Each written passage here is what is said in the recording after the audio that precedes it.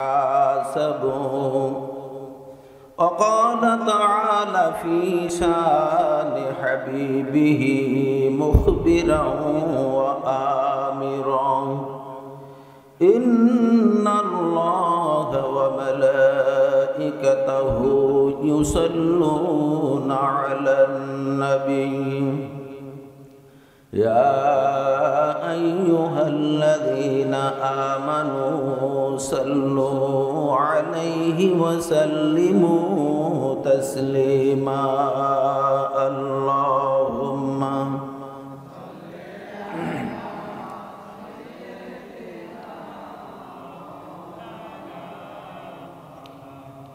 وعلى آل سيدنا شفيعنا محمد اللهم صل على سيدنا مولانا محمد وعلى آل سيدنا شفيعنا محمد بلغ العلا بكماله كشف الدجى بجماله حسنت جميع خصاله صلوا عليه وآله ادخلوا الحبيب إلى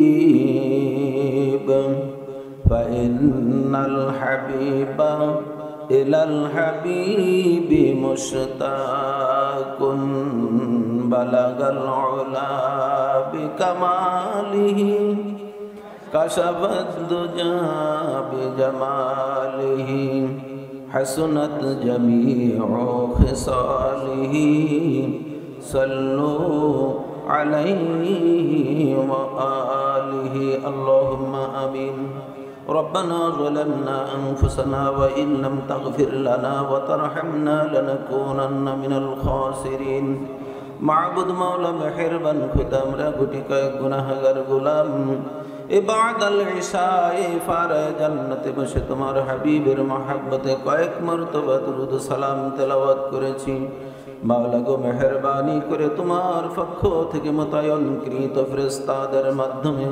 আমাদের সালাম টুকুন সোনার মদিনায় নবী পাকের রওজা মুবারকে পৌঁছিয়ে দাও রব্বুল আলামিন জীবনভর অনেকেই অনেক দুরূদ সালাম তেলাওয়াত করেছি আয় আল্লাহ অনেকেই তোমার হাবিবের জীবনের কষ্টের কথাগুলি শুনে শুনে তোমার হাবিবের মহব্বতের চোখের পানি ফেলে দিয়েছি কিন্তু অনেকেই একটিবার সশরীরে তোমার হাবিবের রওজার কিনারায় যাওয়ার সুযোগ পায় নাই রব্বুল আলামিন তাই তোমার শাহী দরবারে ফরিয়াদ আজকের সালাম টুকুন কে ওসিলা বানায়া জীবনে অন্তত একটিবারের মতন হলেও সশরীরে তোমার হাবিবের রওজার কিনারায় সকলের কবুল মঞ্জুর করে নাও রব্বুল আলামিন নিতান্তই যদি কারোর নসিবে তুমি নাই রেখে থাকো তোমার দয়ার দুয়ারে ফরিয়াদ অন্তত একটিবারের মতন হলেও একটিবারের মতন হলেও স্বপ্ন যোগে তোমার হাবিবের সদমুখখানা দিলের তামান্না মিটাইয়া জিয়ারত নসিব করাইয়া দাও এ ফতনার জামানায় তোমার জমিন আমাদেরকে রেখেছো আয় আল্লাহ তাআলা হামিও নাসির হয়ে আমাদের সকলকে মরণ পর্যন্ত তোমার হাবিবের তরিকা ইস্তেকামত বানাইয়া নাও রব্বুল আলামিন তোমার যে সকল বান্দারা অর্থ দিয়া শ্রম দিয়া মাহফিলের ইন্তজাম করেছেন আমরা যারা কিছু বলবার শুনবার জন্য সমবেত হয়েছি আয় আল্লাহ তাআলা এ মাহফিল খানা দুনিয়ার জীবনে আমাদের সকলের জন্য হেদায়েতের জরিয়া বানিয়ে দাও রব্বুল আলামিন কিয়ামতের কঠিন মুসিবতের কালে এ মাহফিল আমাদের সকলের জন্য নাজাতের ওসিলা বানায়া দিও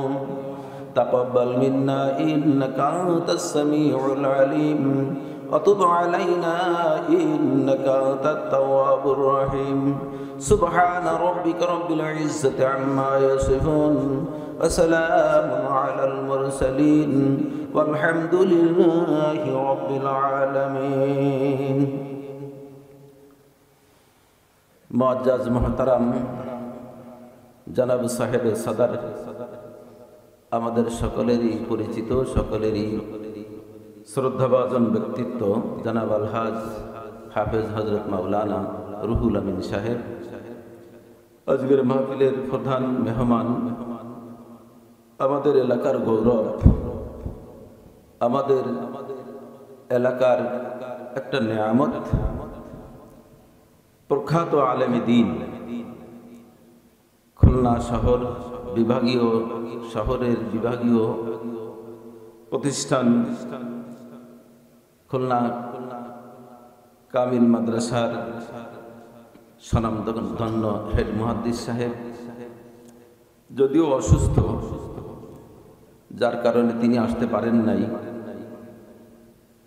তার জন্য আমরা দোয়া করি আল্লাহ তাআলা যেন সুস্থতা দান করেন আজকের মাহফিল আলোচনা করলেন ইস্টার্ন জামে মসজিদের সম্মানিত খতিব আমাদের স্নেহের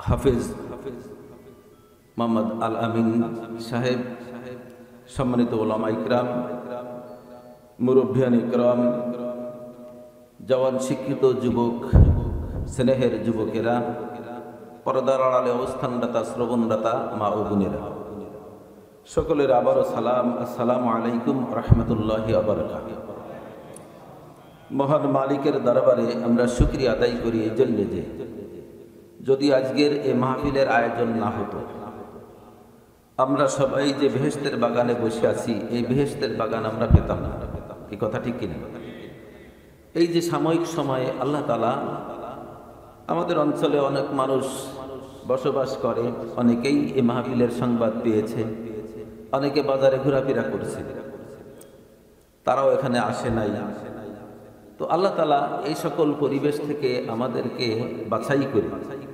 দুনিয়ার এই সাময়িক জান্নাতে কবুল করেছেন এজন্য আমরা সবাই কালেমাতে শুকর আদায় করি সবাই পড়ি আলহামদুলিল্লাহ সাথে সাথে মালিকের দরবারে ছোট্ট একটা আবেদন আমরা রাখি যে মালিক এত মানুষের ভিতরে বাছাই করে আমাদেরকে দুনিয়ার এই সাময়িক জান্নাতে কবুল করলেন এ মালিক যেন এই সূত্র ধরে আদালতে আখিরাতে আমাদের জীবনের গুনাহ মাফ করে আল্লাহর আসল জান্নাতের বাসিন্দা হিসাবে কবুল করেন সকলে বলি আল্লাহুম্মা আমিন সম্মানিত এলাকাবাসী প্রবাদ আছে গোয়ালের কাছের ঘাস গরুতে খায় না আছে না কিরকম একটা কথা আছে না তো আজকে তো আমরা বেকায়দায় পড়ে খাওয়া লাগতেছে নাকি আসলে আমিও চাইছিলাম হাফেজ আল আমিন যখন আমার কাছে পরামর্শ করেছে তখন আমি বলছিলাম ঠিক আছে ভালো হবে কাজটা করো আসলে তো দিনের বিষয় আমরা অনেক বিষয় অজ্ঞ ঠিক না অনেক কিছু আমরা জানি না বুঝি না আমলের সুযোগ হয় না না বোঝার কারণে তো মানুষ আস্তে আস্তে করে কিছু জানলো কিছু বুঝলো কিছু মানতে পারলো আস্তে আস্তে মানুষের পরিবর্তন আসবে বিশেষ করে যুবক ছেলেপেলেরা তারা তো অনেক সময় ভালো পরিবেশে ভালো কথা শুনতেও পায় না তো মাহফিল হলে আশেপাশে যদিও তারা অনেক সময় মাহফিলে আসে না আশেপাশে দাঁড়িয়ে শোনে এ কারণেও অন্তত আমাদের ছেলেদের মানসিকতাটা এমন হবে যে অন্তত এরা নাস্তিক হবে না এই কথা ঠিক কিনা একটা মানুষ যদি নাস্তিক হয়ে যায় তাহলে তার তো আর পরকালে নাজাতের কোনো ব্যবস্থা থাকলো না একটা মানুষ যদি ইমানদার হয় তাহলে তার জন্য নাজাতের একটা ব্যবস্থা হবে যদি ইমান নিয়ে মারা যায় তো দিনের কথা শোনার কারণে আল্লাহ পরকালের কথা শোনার কারণে কিছু না হলে অন্তত আমাদের এই ছেলেপেলেগুলো অন্তত নাস্তিক হবে না এলাপটুকুন তো হবে পাশাপাশি আমরা যারা মাহফিলে আসি বসি শুনি নিশ্চয়ই কিছু না কিছু পরিবর্তন আমাদের হয় না যদি তাই না হয় তাহলে তো আল্লাহর কালাম মিথ্যা হয়ে যাবে তাই না আল্লাহ রাব্বুল আলামিন বলেন ইযা যুকিরাল্লাহু ওয়াজিলাত কুলুবুহুম ওয়া ইযা তুলিয়াত আলাইহিম আয়াতুহু জাদাতুহুম ঈমানা আল্লাহ সূরাতুল আনফালের প্রথমেই বলেছেন যে ইমানদার মোমেনদের সামনে যখন আল্লাহর কথা আলোচনা করা হয়, আল্লাহর স্মরণ করা হয়, তখন ইমানদার মোমেনদের দিল তখন কি হয়? প্রকম্পিত হয়, আতকে ওঠে। আর কি হয়? আল্লাহর আয়াত, আল্লাহর কালাম শোনার কারণে তাদের ঈমান বেড়ে যায়। বলুন সুবহানাল্লাহ। তাহলে ওয়াজ মাহফিল, তাফসির মাহফিল, এতে ক্ষতি হয় না, বরং উপকার হয়। এটাই তো কথা। কার? আল্লাহর কথা। যারা বোঝে না তারা নানান ধরনের কথা বলে, মন্তব্য করে, এটা না বুঝার কারণে।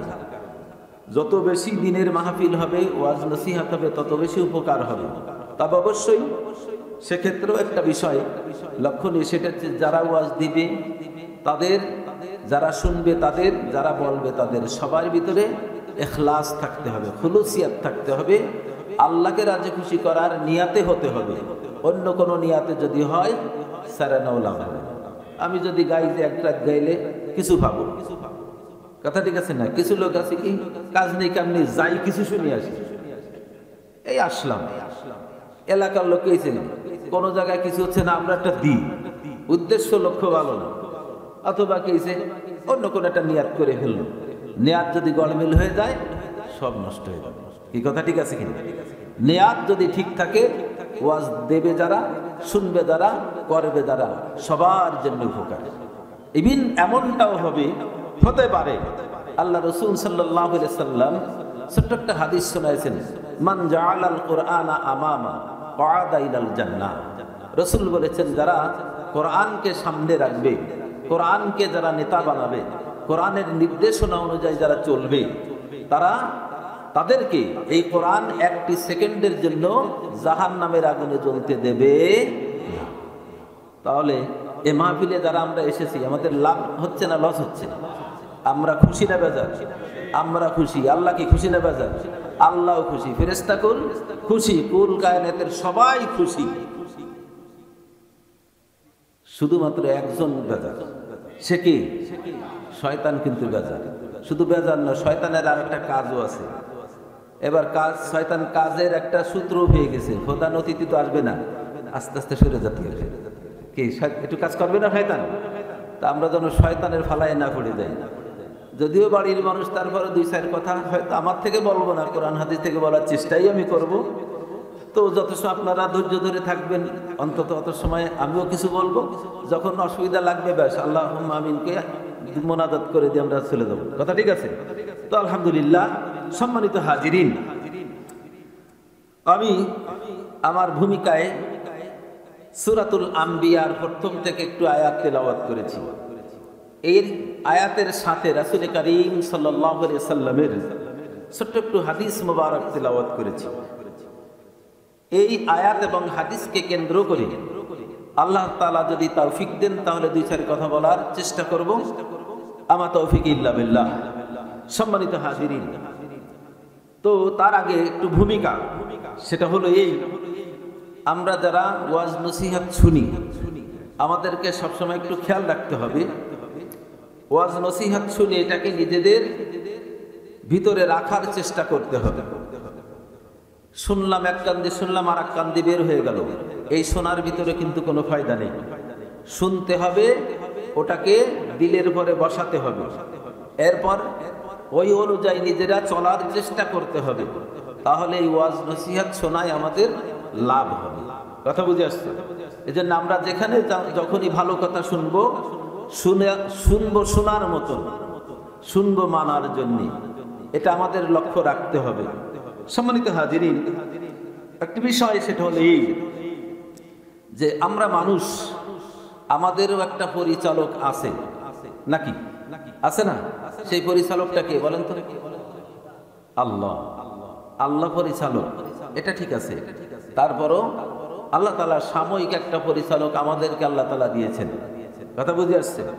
আমাদের প্রত্যেকটা মানুষের ভিতরে আল্লাহ তাআলা একটা অন্তঃকরণ দিয়েছেন, অন্তর দিয়েছেন, মন দিয়েছেন। কথা ঠিক আছে? এই মনটা হচ্ছে আমাদের পরিচালক। আমাদেরকে চালায় নিয়ে বেড়ায় কে? মন আমাদেরকে চালায়। কথা ঠিক আছে? এই জন্যে আমরা প্রবাদ শুনি, মন ভালো যার সব ভালো তার। কি কথা ঠিক আছে না? যার মন ভালো হয় তার কথা ভালো হয়, যার মন ভালো হয় তার আচার আচরণ ভালো হয়। কি কথা ঠিক কিনা? যার মন ভালো হয় তার লেনদেনও ভালো হয়। এই কথা ঠিক আছে না? কারণ এই শরীর, এই যে ইঞ্জিন, এই ইঞ্জিনটার ড্রাইভার হলো আপনার আমার মন। ড্রাইভার যদি ভালো হয় তাহলে কি হবে? গাড়ি ঠিকঠাক মতন চলবে। ড্রাইভার যদি মদখোর হয়, মাতাল হয়, গাঁজাখোর হয়, তো গাড়ি নিয়ে খাদে ফেলাই দেবে না? গাড়ি নিয়ে খাদে ফেলাই দেবে। কথা বুঝে আসছে? আর ড্রাইভার যদি কি হয়, ভদ্রলোক হয়, ভালো হয়, হিসাবই হয়, তাহলে সবসময় হিসাব কিতাব করে চলবে। ও গাড়ি খাদে পড়তে দিবে না। কথা ঠিক আছে নাকি? সম্মানিত হাজিরিন, হযরতে লুকমান সম্পর্কে আপনারা শুনেছেন, জানেন অনেক কথা। হযরতে লুকমান একজন খুব জ্ঞানী মানুষ ছিল। কেউ কেউ বলেছেন নবী ছিল, তবে অধিকাংশ মুফাসসির মুহাদ্দিস ওনাদের মতামত হলো তিনি নবী ছিলেন না। তিনি নবুয়তের ধারায় চতুর্থতম নবী হযরতে হুদ আলাইহিস সালাতু ওয়াস সালামের শরীয়তের অনুসারী ছিলেন। কথা বুঝে আসছে? এই লুকমান অত্যন্ত জ্ঞানী মানুষ ছিলেন, খুবই জ্ঞানী, যার শানে অনেক কথা এসেছে। তো লুকমান ছাগল চরাতো এক মালিকের অধীনে। সে ছিল একজন গোলাম, কৃতদাস। কেউ কেউ বলেছেন উনি একজন বাদশাহ ছিলেন, মতান্তর আছে। তো এটা আমি তাফসিরে ইবনে কাসিরের থেকে বলছি। সেখানে এসেছে লুকমান ছিল একজন কৃতদাস গোলাম। সে এক মালিকের ওখানে কি করত? বকরি চড়াতো। তো যখন বকরি ছেড়ে দিয়ে তাদেরকে ঘাস খেতে দিয়ে এক জায়গায় বসতো, আরো যারা এরকম ওর মতন, লুকমানের মতন যারা আরো বকরি চালক ছিল, বকরি রাখাল ছিল, সবাই এসে তার কাছে বসতো। হযরত লুকমানের কাছ থেকে তারা কথাবার্তা শুনে সবাই বিস্ময় বোধ করতো, অবাক হয়ে যেত যে ও একজন রাখাল, আমরা একজন রাখাল, কিন্তু একই কথাবার্তা বলে। সবকে অবাক হতো। তো ভাই তার মালিকের কাছে সংবাদ গেল যে আপনার রাখাল তো আসলে খুবই একটা জ্ঞানী মানুষ, খুব জ্ঞানী লোক। তো মালিক চিন্তা করলো ব্যাপার কি তাই? তো যদি তাই হয় তাহলে এমন লোকটাকে তো আর গোলাম বানায় রাখাটা ঠিক হবে না, তো একটু পরীক্ষা করি। এবার উনি কি করলেন? লুকমানকে ডাক দিলেন।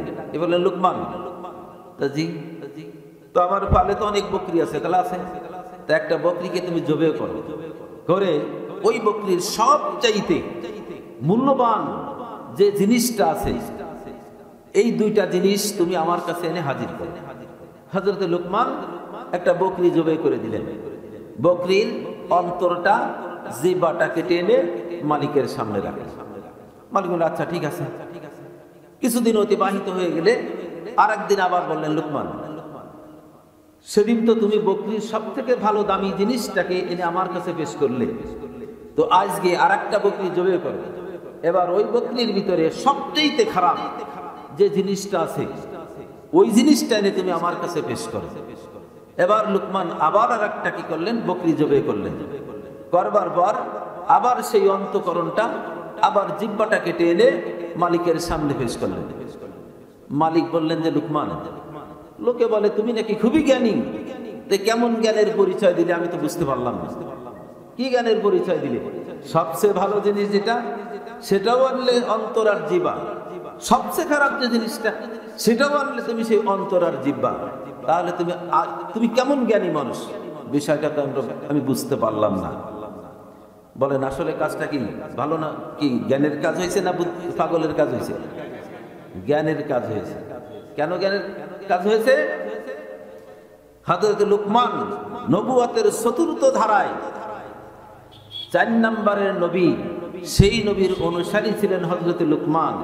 আর নবুয়তের শেষ ধারায় এসে আখিরি জামানার নবী মুহাম্মদুর রাসূলুল্লাহ সাল্লাল্লাহু আলাইহি ওয়াসাল্লাম হযরত লুকমানের সেই যে কথা, সেই কথার সত্যায়ন করলেন।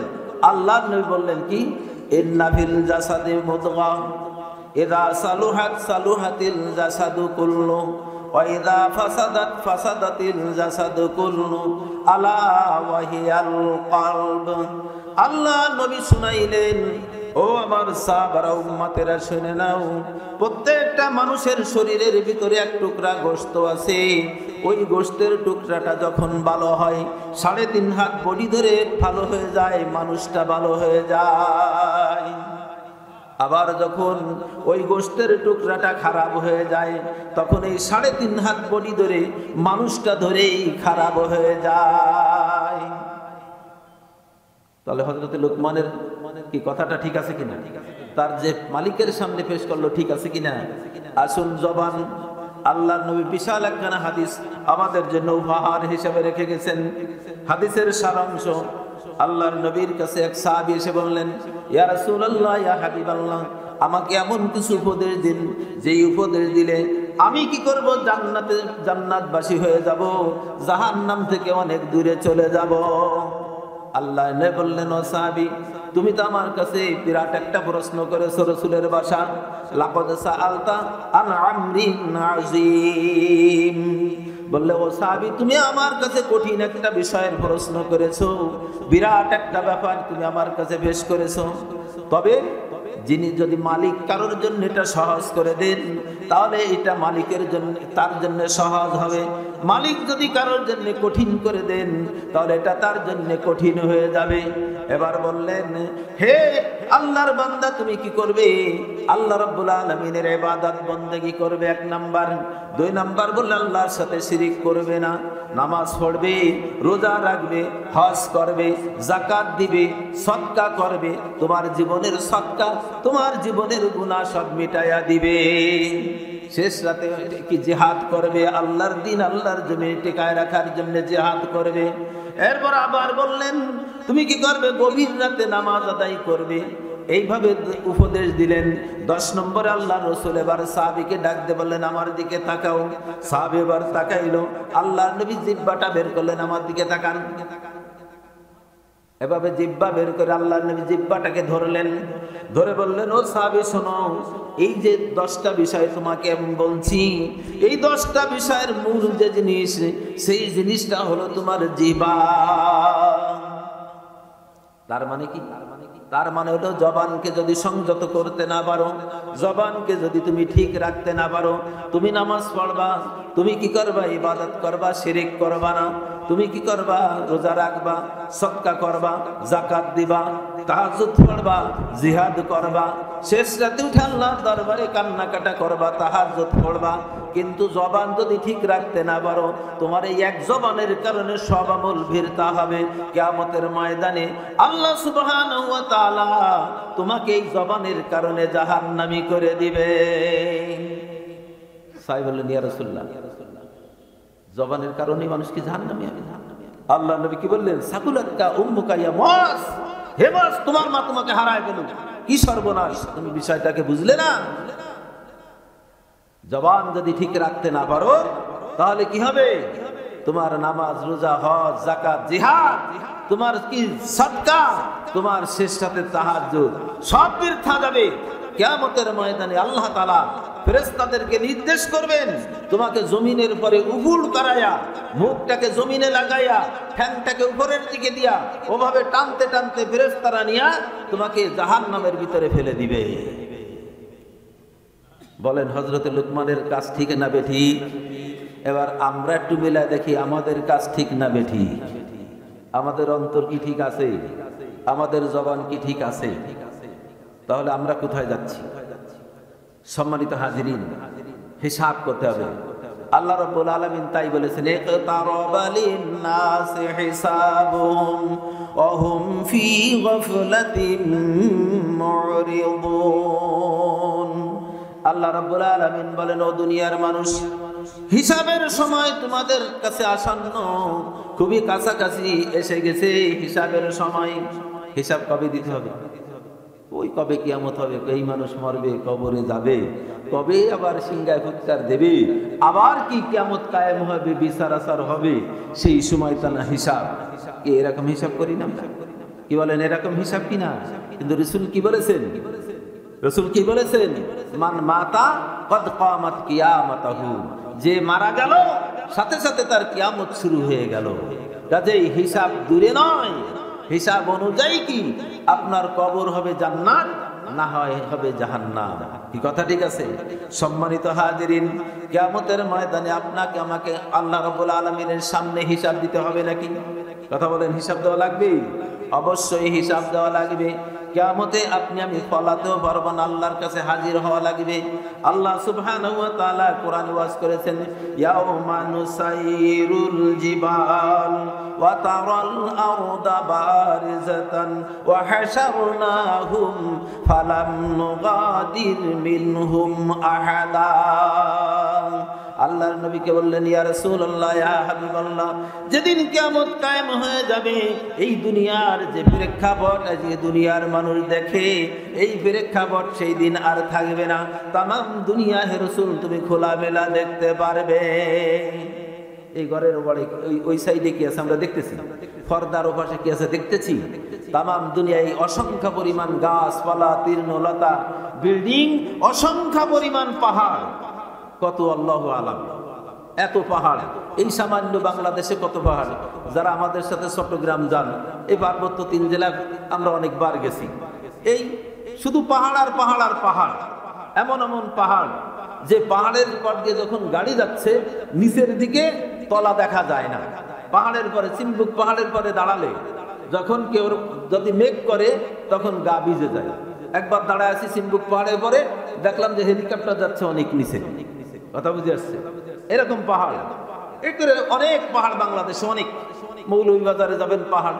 এরপরে যারা হজ করতে গেছেন তারা তো দেখছেনই, জবালে নূর, সেই কি হেরা পর্বত যে পাহাড়ে, পাহাড়ের পরে দাঁড়ায় নিচের দিকে তাকালে, চতুর্দিকে তাকালে শুধু পাহাড় আর পাহাড়, মাঝখান দিয়ে একটু রাস্তা আর কিছু বিল্ডিং, এই ছাড়া আর কিছুই দেখা যায় না। বাংলাদেশি পাহাড়ে অসংখ্য গাছপালা, তৃণলতা, কিন্তু সৌদি আরবের পাহাড় তো সব পাথরের পাহাড়, কিছু দেখা যাবে না। শুধু তাকালে দেখা যায় যেন আগুনের ঝলক উপর থেকে উঠতেছে, এটাই দেখা যায়। কথা বুঝে আসছে? অসংখ্য পাহাড়। এখন এই পাহাড়ের ওপাশে কি আছে কিছুই দেখা যায় না।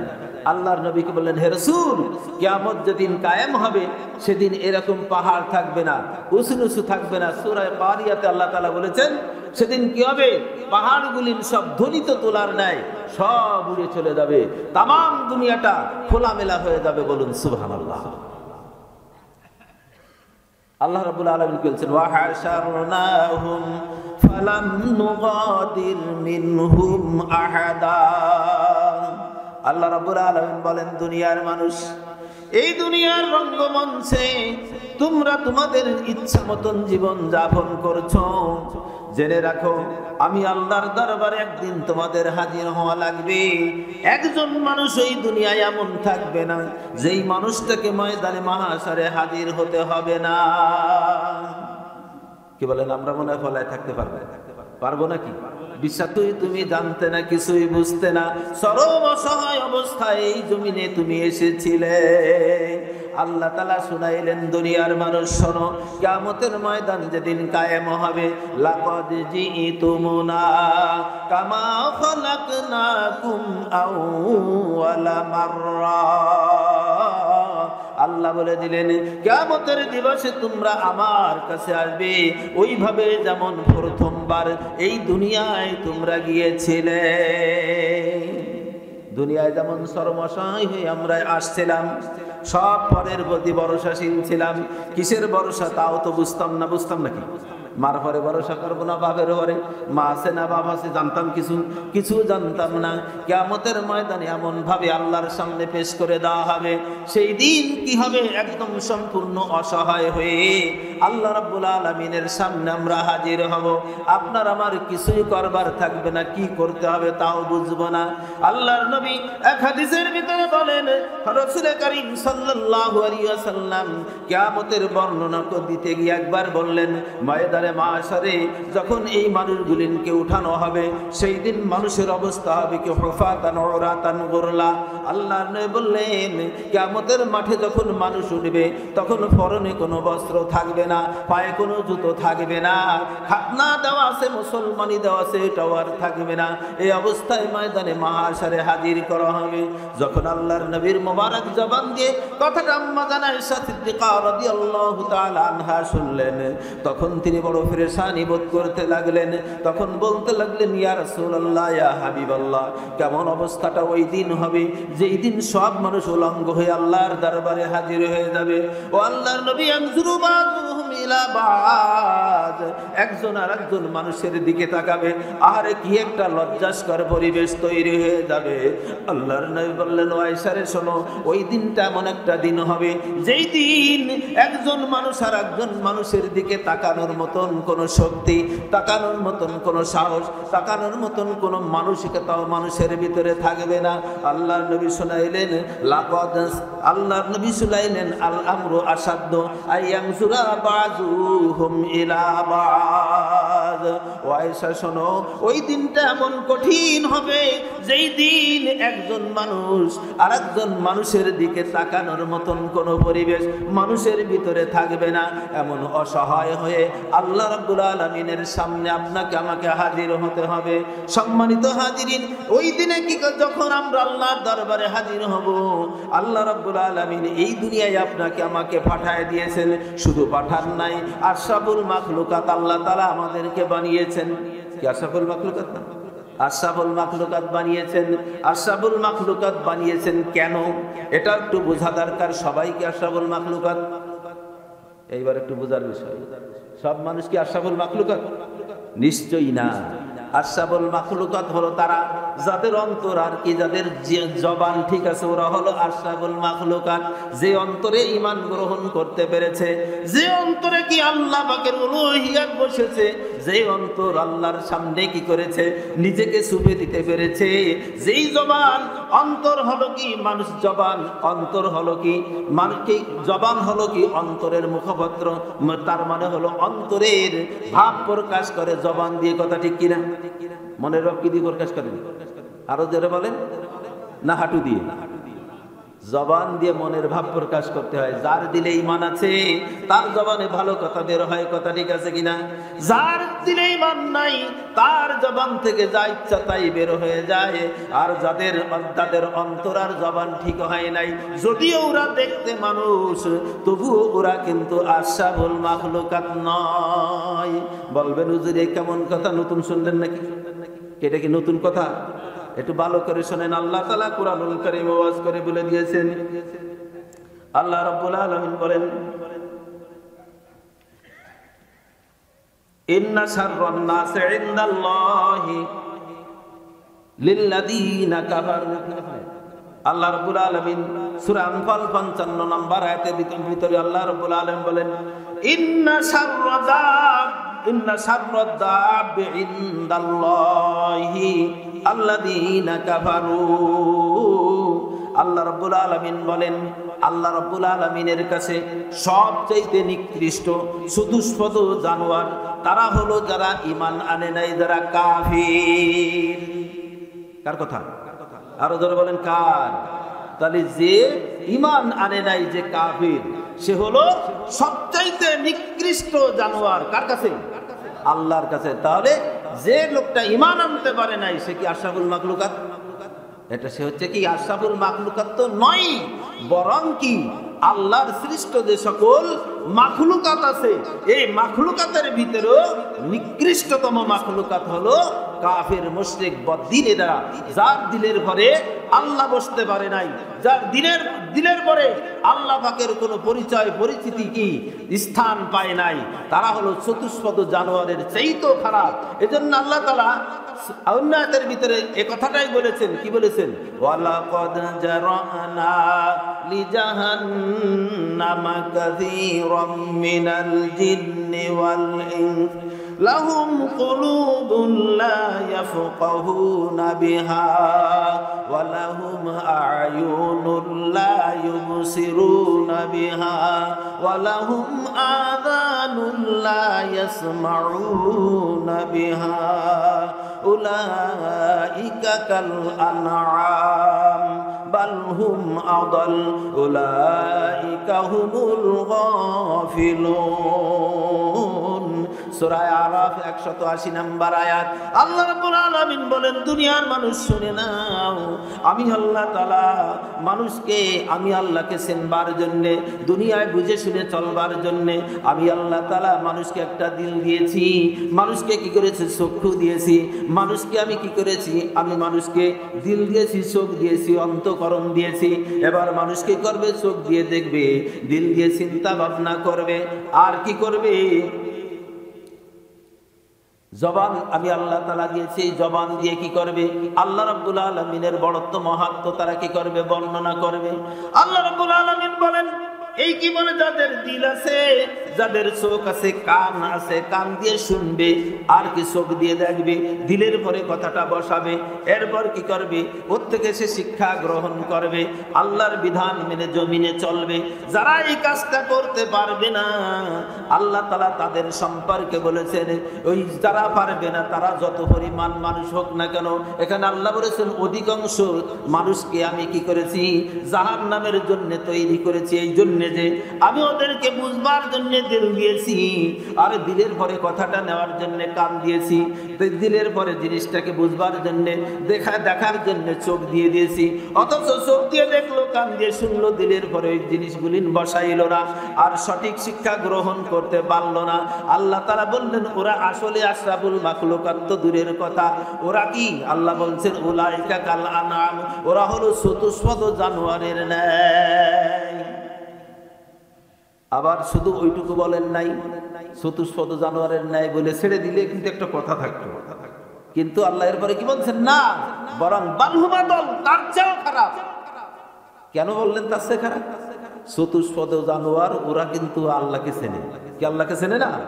আল্লাহকে চেনে।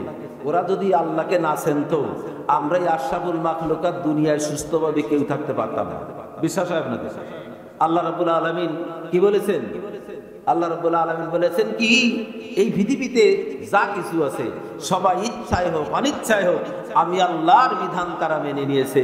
আল্লাহ তাআলা কথাটা এভাবে বলেছেন, ওয়ালাহু আসলামা মান ফিস সামাওয়াতি ওয়াল আরদি তাওআন ওয়া কারহা। এর আগে আল্লাহ তাআলা আমাদেরকে ডাক দিয়ে বলেছেন, তোমরা কি আমি আল্লাহর দেওয়া জীবন ব্যবস্থা এটাকে বাদ দিয়ে মানব রচিত আইন ও কানুন জীবন ব্যবস্থা এটাকে তালাশ করো নাকি? অন্য কোনো পথ মত তোমরা খোঁজো নাকি? কি আমরা খুঁজি নাই? কথা বলেন, খুঁজি। আমরা শান্তির জন্য কত আইন রচনা করি না? শান্তির জন্য এই বাদশা পাল্টাই, ওই রাজা পাল্টাই, এই প্রধানমন্ত্রী পাল্টাই, ও প্রধানমন্ত্রী পাল্টাই, এই চেয়ারম্যান পাল্টাই, ওই চেয়ারম্যান পাল্টাই, এই মেম্বার পাল্টাই, ও মেম্বার পাল্টাই, এই নেতা পাল্টাই, ওই নেতা উঠাই। এগুলো আমরা করি কিনা? শান্তির জন্য। শান্তি কি হবে? কিয়ামত পর্যন্ত এটা শুধু পাল্টাপাল্টি চলবে, শান্তি খুঁজে পাওয়া যাবে না। শান্তি এর ভিতরে নয়, শান্তি হলো আল্লাহর কোরআনের ভিতরে। কিসের ভিতরে? শান্তি হলো আল্লাহর দেওয়া জীবন ব্যবস্থার ভিতরে, আল্লাহর দেওয়া আইন ও কানুনের ভিতরে শান্তি। আল্লাহর দেওয়া আইন ও কানুন যদি আমরা কি করি, মানি, আল্লাহর দেওয়া আইন ও কানুন যদি রাষ্ট্রীয়ভাবে প্রতিষ্ঠা করি, তাহলেই পাবো আমরা শান্তি। কথা ঠিক আছে? আল্লাহ তাআলা কোরআনের ভিতরে এই কথাটাই আমাদেরকে স্পষ্ট করে শোনায় দিয়েছেন, ওয়ালাউ আন্না আহলাল কুরা আমানু ওয়াত্তাকাউ লাফাতাহনা আলাইহিম বারাকাতিম মিনাস সামাই ওয়াল আরদ। আল্লাহ রাব্বুল আলামিন বলেন, ও বিশ্ববাসী মানুষেরা তোমরা শুনে নাও, যদি না দেশবাসী এলাকাবাসী ঈমান আনতো, আল্লাহ রাব্বুল আলামিনকে ভয় করে চলতো, আমি আল্লাহ তাআলা ঈমানের বদৌলতে, আমি আল্লাহকে ভয় করে চলার বদৌলতে ওই সব বান্দাদের জন্য আসমান থেকে এবং জমিন থেকে বরকতের যত দরজা আছে সবগুলি আমি তাদের জন্য খুলে দিতাম। কিসের দরকার? ঈমানের দরকার, তাকওয়ার দরকার। ঈমান আজকে প্রশ্নবিদ্ধ, তাকওয়ার প্রশ্নই নাই। কথা ঠিক কিনা? কথা বলেন। অন্য জায়গায় আল্লাহ তাআলা কথাটাই বলেছেন, ওয়ালাউ আন্না আহলুল কিতাব কিতাবে আকামুত তাওরাত ওয়াল ইনজিল ওয়া মা উনজিলা ইলাইহিম মির রাব্বিহিম লাকালু মিন ফাওকিহিম ওয়া মিন তাহতি আরজুলিহিম। আল্লাহ রাব্বুল আলামিন বলেন, যদি আহলে কিতাবেরা কি করত, আমি তাদের কাছে যে তাওরাত নাযিল করেছি, তাদের কাছে যে ইনজিল নাযিল করেছি, আমি আমার পক্ষ থেকে তাদের কাছে যে কিতাব অর্থাৎ কোরআন নাযিল করেছি, যদি নাকি এই কিতাবের বিধানটাই জমিনে কায়েম করত, তাহলে আমি আল্লাহ তাআলা ওই সব বান্দাদেরকে উপর তাদের মাথার উপর থেকে আর পায়ের নিচের থেকে তাদের খাওয়াতা। তাহলে শান্তির জন্য কিসের দরকার? কথা বলেন কিসের? আল্লাহর কোরআন বাস্তবায়ন করা দরকার ছিল এই জমিনে, কিন্তু আমরা জমিন তো দূরের কথা, নিজের ভিতরে কোরআন রাখতে চাই না। ব্যাপারটা তাই কিনা? এই জন্য ব্যক্তিগত জীবনে শান্তি নাই, পরিবারে কোরআন নাই, এই জন্য পরিবারে শান্তি নাই, দিল এলাকায় নাই, রাষ্ট্রে নাই, এই জন্য শান্তি নাই, দুনিয়ায় শান্তি নাই। এটা শেষ নয়, বরং কিয়ামতের ময়দানে আরো কঠিন আযাব অপেক্ষামান। শুনে রাখো মুসলমান, সাবধান হতে হবে, সময় এখনো বাকি আছে। মরণের আগ পর্যন্ত যদি সিদ্ধান্ত পাল্টায় সঠিক পথে আসতে পারি, অবশ্যই আল্লাহ তাআলা আপনাকে আমাকে নাজাতের ফয়সালা দিয়া দিবেন। সম্মানিত হাজিরিন, আল্লাহ রাব্বুল আলামিনের বিধান মানতে হবে। আল্লাহ রাব্বুল আলামিন তাই তো ডাক দিয়ে বলেন, আফা গায়রা দীনিল্লাহি ইয়াবগুন। আল্লাহ বলেন, ও দুনিয়ার মানুষ, তোমরা কি আমি আল্লাহর দেওয়া জীবন ব্যবস্থা, আমি আল্লাহর দেওয়া নিয়ম নীতি, আমি আল্লাহর দেওয়া আইন ও কানুন, ওইটাকে বাদ দিয়া অন্য কোন নিয়ম নীতি, অন্য কোন আইন ও কানুন, অন্য কোন কি জীবন ব্যবস্থা তালাশ করো নাকি? শুনে নাও, আল্লাহু আসলামা মান ফিস সামাওয়াতি ওয়াল আরদ তাওআন ওয়া কারাহা। আসমান জগতে যা কিছু বসবাস করে, জমিনের পরে যা কিছু বসবাস করে, আসমান জমিনের সকল প্রাণীকুল ইচ্ছায় হোক অনিচ্ছায় হোক, আমি আল্লাহর কাছে তার আত্মসমর্পণ করেছে। বলুন সুবহানাল্লাহ। সবাই মানে কার হুকুম? কার হুকুম? গত জুমা একবার বলেছিলাম, আমরা শুধু মানি না, কিন্তু আমার বডিও কিন্তু কার হুকুম মানে। আরো ধরে বলেন, কার হুকুম? কেমনে মানে? বুঝি না, আমরা বুঝতেও চাই না। একটু খেয়াল করেন, একবার শেভ করতে গেলে কয় টাকা লাগে? কথা বলেন, 30 টাকা, 40 টাকা, 50 টাকা, যাই হোক। তো যারা শেভ করে কয়দিন? সপ্তাহে একবার অন্তত নাকি? সপ্তাহে একবার 50 টাকা, এটা কঠিন ব্যাপার না? যদি একবারে শেভ করে বলতাম, দাড়ি শোন, এটা আমার বরদাস্ত হয় না, খবরদার আর গজাবি না, যদি গজাস মেজলাইট দিয়ে একেবারে দেবো সারখার করে। শুনবে আপনার কথা? কথা বলেন, শুনবে না। যদি বলেন নখ কাটতে হয় প্রতি শুক্রবারে একবার, এত ঘন ঘন নখ কাটে পারি না, ঝামেলা, আজকে কেটে দিলাম, সামনে যদি বাড়িস আর দুধ দিয়ে এক কান উঠে ফেলাই দেবো বাড়ি। শুনবে আপনার কথা? কথা বলেন। তাহলে আপনার আমার বডি কার হুকুম মানে? আরো ধরে বলেন, কার? আল্লাহর হুকুম মানে। নাফরমান শুধু আমরা, যেহেতু ওই যে ভিতরটাকে ঠিক করতে পারি নাই, এজন্য আমরা নাফরমান। কথা ঠিক আছে কিনা? আল্লাহ সুবহানাহু ওয়া তাআলা আপনাকে আমাকে এই জন্য বলেছেন কি, বালহুমা বাল, এরা জানোয়ারের চাই নিকৃষ্ট। জানোয়ারেরা মানে আল্লাহর হুকুম। কথা ঠিক আছে কিনা? দেখেন আপনার আমার ঘরে কত বিবিলিকা আছে, বলতে পারবেন কেউ? যদি একজন বিজ্ঞানী ডাক দেন, যদি বলেন যে তুমি এনে বসো, একটু গুনে বেছে কও আমার ঘরে কতটা বিবিলিকা আছে, পারবে? বলতে পারবে না। সম্মানিত হাজিরিন, সামান্য ক্ষুদ্র একটু বিবিলিকা, ওরাই যদি আল্লাহর হুকুম না মানতো, আপনি কি এক রাতে ঘুমাইতে পারতেন? কথা বলেন।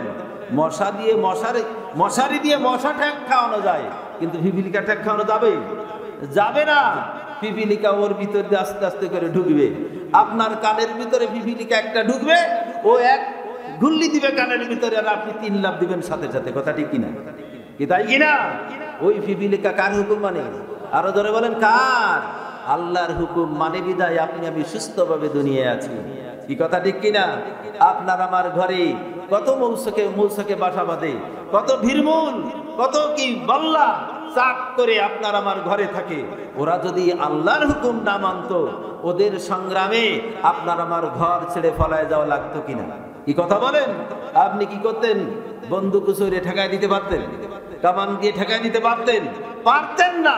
ওরা আল্লাহর হুকুম মানে বিধায় আপনি আমি সুস্থ আছি, ভালো আছি, স্বাভাবিক জীবন যাপন করি। সম্মানিত হাজিরিন, এমনি করে নানাবিধ বিষয় আছে। যদি নাকি এই আমাদের এই সুন্দরবনের যে বাঘগুলি আছে, ওরা যদি আল্লাহর হুকুম না মানত, ওরা যদি একটু সংগ্রাম করতো, সারা জীবন জঙ্গলে বসবাস করলাম, মানুষ অট্টালিকায় বসবাস করে, বাজার ঘাটে থাকে, আমরা একটু ফয়লা বাজারে যাব, ওরা যদি মিছিল করে সবকটা ফয়লা বাজারে আসতো, আমরা কি বাজারের আশেপাশে একটা থাকতে পারতাম? ফলায় চলে যাওয়া লাগবে না? ওরা কার হুকুম মানে? আল্লাহর হুকুম মানে বিধায় ওরা জঙ্গলে বসবাস করে, ওতেই তারা খুশি আছে, শান্তিতে আছে। সম্মানিত হাজিরিন, আমরা আল্লাহর হুকুম মানি না বিধায় আমরা খুশিও হতে পারি না, শান্তিও তলাশ করে পাই না, ঠিক কিনা? সম্মানিত হাজিরিন, এই জন্য আল্লাহ সুবহানাহু ওয়া তাআলা বলেছেন যে শুধু চতুষ্পদ জানোয়ারের মতন না, যে মানুষেরা চোখ আছে দেখে, কান আছে শোনে, দিল আছে, অথচ কি তারা সঠিক সিদ্ধান্ত নিতে পারে না, বুঝতে পারে না, সঠিকভাবে জীবনযাপন করে না। আল্লাহ বলছেন উবালহুম আদান, ওরা চতুষ্পদ জানোয়ারের চেয়েও নিকৃষ্ট। কার কথা? আল্লাহর কথা। আমরা কি চাই চতুষ্পদ জানোয়ারের চেয়ে নিকৃষ্ট হয়ে থাকবো? চাই কি? যদি না চাই তাহলে কি করতে হবে? চোখ, কান, অন্তঃকরণকে কাজে লাগাতে হবে। কথা বুঝে আসছে? কাজে লাগাতে হবে, তাহলে আমরা দামি হব, আশরাফুল মাখলুকাত হব। যদি দামি কাজে না লাগাই তাহলে আশরাফুল মাখলুকাত তো হব না, বরং আল্লাহর ঘোষণা অনুযায়ী আল্লাহর মাখলুকাতের ভিতরে সবচাইতে নিকৃষ্ট মাখলুকাত আমরা হব। কেন? আমি মাঝে মধ্যে বলে থাকি, শুকর যদি একসাথে এক ফলে 2000 মারা যায়, ওর কয়টা বেহেশতে যাবে আর কয়টা দোজখে যাবে? কথা বলেন? একটাও বেহেশতেও যাবে না, দোজখেও যাবে না। কথা ঠিক আছে কিনা? কিন্তু এক ফলে একসাথে যদি 10 জন মানুষ মারা যায়, ওর একটা যদি ইমানদার হয়, 9টা যদি কাফের হয়, কয়জন জান্নাতে যাবে, কয়জন জাহান্নামে যাবে? একজন যাবে জান্নাতে, 9 জন যাবে জাহান্নামে। এবার বলেন, যে মানুষটা জাহান্নামের আগুনে জ্বলে ওইটা উত্তম না শুকরটা উত্তম? যে জাহান্নামে গেল না, কোনটা উত্তম? শুকর উত্তম। তাহলে যারা আজকে জান্নাত জাহান্নামকে বুঝতে পারলাম না, এত ওয়াজ শুনলাম, এত দেখলাম, এই তো একটু আগে সেনবির মোড়ে একজন ট্রাকের চাকায় মাথাটা একদম পিছিয়ে দিয়ে গেল, এই তো দুনিয়াদারি নাকি? এর চেয়ে তো বেশি কিছু না। বহু নজির আল্লাহ আপনাকে আমাকে দেখাইছেন। আমরা কত মানুষ আমাদের বয়সের কত কম, এ পর্যন্ত কতটার জানাজা পড়লাম, দাফন করলাম। আমরা 7 ভাই বোন, সবার ছোট বোনটা আজ 4 বছর আগে রমজান মাসে চলে গেল, দুনিয়া থেকে বিদায় নিয়ে চলে গেল। আল্লাহ এগুলো কেন করেন? যারা দুনিয়া আছে তাদের দেখান যে সত্যি দেখ, হিসাব কর, অন্তঃকরণের ফেলে পরে কথাগুলিকে রাখ, বস তোর কি করতে হবে সিদ্ধান্ত নেই। এই সিদ্ধান্ত যারা নিতে পারবে না, ওরা চতুষ্পদ জানোয়ারের চাইতেও খারাপ। সম্মানিত হাজিরিন, আপনারা আমরা বিবেকবান, আমাদেরকে বুঝতে হবে, হিসাব করে চলতে হবে। তাই যদি পারি তাহলে আমরাও কি হব? আশরাফুল মাখলুকাত। আল্লাহ তাআলা আশরাফুল মাখলুকাত আমাদেরকে বানিয়েছেন, আমরা ঈমান এনেছি, সবাই বলি আলহামদুলিল্লাহ। সম্মানিত হাজিরিন, মরণ পর্যন্ত যেন আল্লাহ তাআলা আশরাফুল মাখলুকাত হিসাবে আমাদেরকে নিয়ে আশরাফুল মাখলুকাত করে যেন ময়দানে মাহশারে হাজির করে, সকলে বলি আল্লাহুম্মা আমিন। সম্মানিত হাজিরিন, আশরাফুল মাখলুকাত আল্লাহ বানালেন, সৃষ্টির শ্রেষ্ঠ জাত বানালেন, মানুষ বানায় দুনিয়ায় ছাড়লেন। আর এই মানুষের জন্য আল্লাহ তাআলা অসংখ্য নিয়ামত রাজি তৈরি করেছেন। কত নিয়ামত জানি আমরা? জানি না। আল্লাহর নিয়ামত আল্লাহ তাআলা কত সৃষ্টি করেছেন কেউ জানি না। আল্লাহর সৃষ্ট মাখলুকাত কত কেউ জানি না। আমি মাঝে মধ্যে বলি, আজ থেকে মনে হয় বছর 10-11 আগে হবে, আমাদের মুজিবুর রহমান সাহেব এই যে মসজিদের পাশে, উনি একদিন হঠাৎ করে উনি কি করছেন, খুব জোরে আমার কাছে গেছেন, তাহলে দুনিয়া তো গায়েব হয়ে 10 সময় গেছে, তাহলে কি তাদের দেন যে মানুষের মাথা টাথা নষ্ট হয়েছে, কেমন লেখিছে কি ব্যাপারে, কি লেখিছে? তা বিজ্ঞানীরা হিসাব নিকাশ করে 32,000 মাখলুকাতের সন্ধান পাইছে, পত্রিকায় দিয়ে দিছে। দুনিয়াকে থাকতে দেবেই না, কথা ঠিক আছে। আমি বলছি যে আগে আলহামদুলিল্লাহ, কখন সারা জীবন হুজুররা ওয়াজ করে আর 18,000 মাখলুকাত, আরে 32,000 খুঁজ করে হল, আর এরপরে আপনি আলহামদুলিল্লাহ বলতে তাহলে আগে বলেন। বললো আলহামদুলিল্লাহ, আপনি বলতে বলেছেন তাই বললাম, তাই বুঝিয়ে দেন। তাই বললাম যে 18,000 মাখলুকাত, এটা হচ্ছে মশহুর একটা সর্বনিম্ন কথা, কিন্তু আল্লাহর মাখলুকাত অনেক অনেক বিভিন্ন রকম বর্ণনা আছে। আল্লাহর মাখলুকাতের সংখ্যা অনেক অনেক অনেক, যা মানুষ হিসাব করে পাবে না। কেমন? তাকে আমি বুঝালাম। আজ থেকে মনে হয় বছর আসতেক হবে কিনা আগে আমি একটা পরিসংখ্যান শুনলাম, বিজ্ঞানীরা হিসাব নিকাশ করে আল্লাহর সৃষ্ট মাখলুকাতের সন্ধান পেয়েছে 15,25,25,500টি। চিৎকার দিয়ে বলুন সুবহানাল্লাহ। কি কথা, কোথায়? 18,000 মাখলুকাত, এর আগে কি 15,85,00,000, এরপরে আবার 25,000, 18,000-এর খবর আছে নাকি? কোনো খবর নেই। আল্লাহ রাব্বুল আলামিন কি বললেন? ওয়া ইন তাউদ্দু নি'মাতাল্লাহি লা তুহসুহা। আল্লাহ রাব্বুল আলামিন বলেন, দুনিয়ার মানুষ শোনো, আমি আল্লাহ কত নিয়ামত তৈরি করেছি। দুনিয়ার মানুষ জীবনভর সাধনা করে চেষ্টা করে গুনে আমার নিয়ামত গুনে কোনোদিন শেষ করতে পারবে না। জোরে জোরে বলুন সুবহানাল্লাহ। নিয়ামত আল্লাহ কেন বানাইলেন? আল্লাহর কাজে লাগবে নাকি? কথা বলেন, আল্লাহর লাগবে নাকি? আল্লাহ কিছু খাবেন নাকি? কিছু ব্যবহার করবেন নাকি? আল্লাহ খাবেন না, ব্যবহার করবেন না। আল্লাহ রাব্বুল আলামিন কোরআনে ওয়াজ করে বলেছেন, আল্লাহ রাব্বুল আলামিন বলেন, খালাকালাকুম মা ফিল আরদি জামিআ। ও দুনিয়ার মানুষ শোনো, এই জমিনে আমি আল্লাহ তাআলা যত নিয়ামত সৃষ্টি করেছি, যা কিছু সৃষ্টি করেছি, আমার প্রয়োজনে কিছুই বানাই নাই। মানুষ শুনে নাও, তোমাদের জন্য, তোমাদের উপকারে, তোমাদের কাজে, তোমাদের ব্যবহারের জন্য আমি আল্লাহ তাআলা সব বানায় দিয়েছি। জোরে জোরে বলুন সুবহানাল্লাহ। আল্লাহর নিয়ামত আমরা তো অনেক কিছু বুঝে শুনেও ব্যবহার করি না? কথা বলেন, বুঝে শুনে ব্যবহার করি। আপনি আমি যখন বেহুশ হয়ে যাব, এই বেহুশি অবস্থায় একটা বড় নিয়ামত আপনার আমার যদি চালু থাকে, আপনি আমি হুশ হওয়ার পরে আবার জীবন ফিরায় পাবো। যদি ওই নিয়ামতটা চলে যায়, তাহলে কি আর জীবন ফিরায় পাবো? সেই নিয়ামতটা কি? কথা বলেন, শ্বাস প্রশ্বাস। শ্বাস প্রশ্বাস, কথা বুঝে আসছে? আল্লাহ তাআলা যে হৃদযন্ত্র দিয়েছেন, এই হৃদযন্ত্রটা, এর ব্যাখ্যা দিতে যাব না। হৃদযন্ত্রটা ওটা যখন বন্ধ হয় তখন শ্বাসটা বাইরে চলে আসে, ও যখন খোলে শ্বাস ভিতরে ঢোকে। এই শ্বাস প্রশ্বাস ভিতরে ঢুকতেছে, বাইর হচ্ছে। এর জন্যে আপনার এই হৃদযন্ত্রের স্পন্দনের কারণে সমস্ত শরীরে শিরায় উপশিরায় রক্ত সঞ্চালন করে। কথা বুঝে আসছে? তাই আপনি আমি সুস্থ আছি, ভালো আছি, বেঁচে আছি। যদি এই রক্ত সঞ্চালন বন্ধ হয় কোনো অঙ্গে, সেটা প্যারালাইজড হবে, ওই অঙ্গ দিয়ে আর কাজ হবে না। যখন কি হবে, এই হৃদযন্ত্রের ক্রিয়া বন্ধ হয়ে যাবে, টোটাল রক্ত সব কি জাম হয়ে যাবে, আপনি আর বেঁচে থাকতে পারবেন না, মরেই যাবেন। কথা ঠিক আছে কিনা? সম্মানিত হাজিরিন, প্রতিটি মানুষ কি গড় আয়ু অনুপাতে একটা মানুষ তার জীবনে 50 কোটি বার শ্বাস প্রশ্বাস গ্রহণ করে। চিৎকার দিয়ে বলুন সুবহানাল্লাহ। কতবার? 50 কোটি বার। কি নিয়ামত আল্লাহ দিলেন! যখন হঠাৎ করে একটু সমস্যা হচ্ছে, হার্টে একটু সমস্যা দেখা দিল, অমনি অ্যাম্বুলেন্সে ডাক দিলেন, এরপরে সার্জিক্যালে নিয়ে গেলেন। যেই কি করলো, এবার একটু অক্সিজেন লাগায় দিল, এরপরে কি আস্তে আস্তে করে ট্রিটমেন্ট দিল। 24 ঘন্টা পরে আপনার হার্টের স্পন্দন আবার ঠিক হয়ে গেল, আগে যেমন ছিল তেমন সুস্থ হয়ে গেলেন। এরপরে কি সকালবেলা জিজ্ঞাসা করলেন, বিল কত হয়েছে? কয় টাকা বিল হবে বলেন? কয় টাকা বিল হবে? 40-50,000। বাদ দেন 10,000 ধরেন। একদিনই যদি 10,000 টাকা বিল হয়, তা আপনি যে 50 বছর বেঁচে আছেন, কয় টাকার শ্বাস প্রশ্বাস গ্রহণ করেছেন বলেন? কথা বলেন।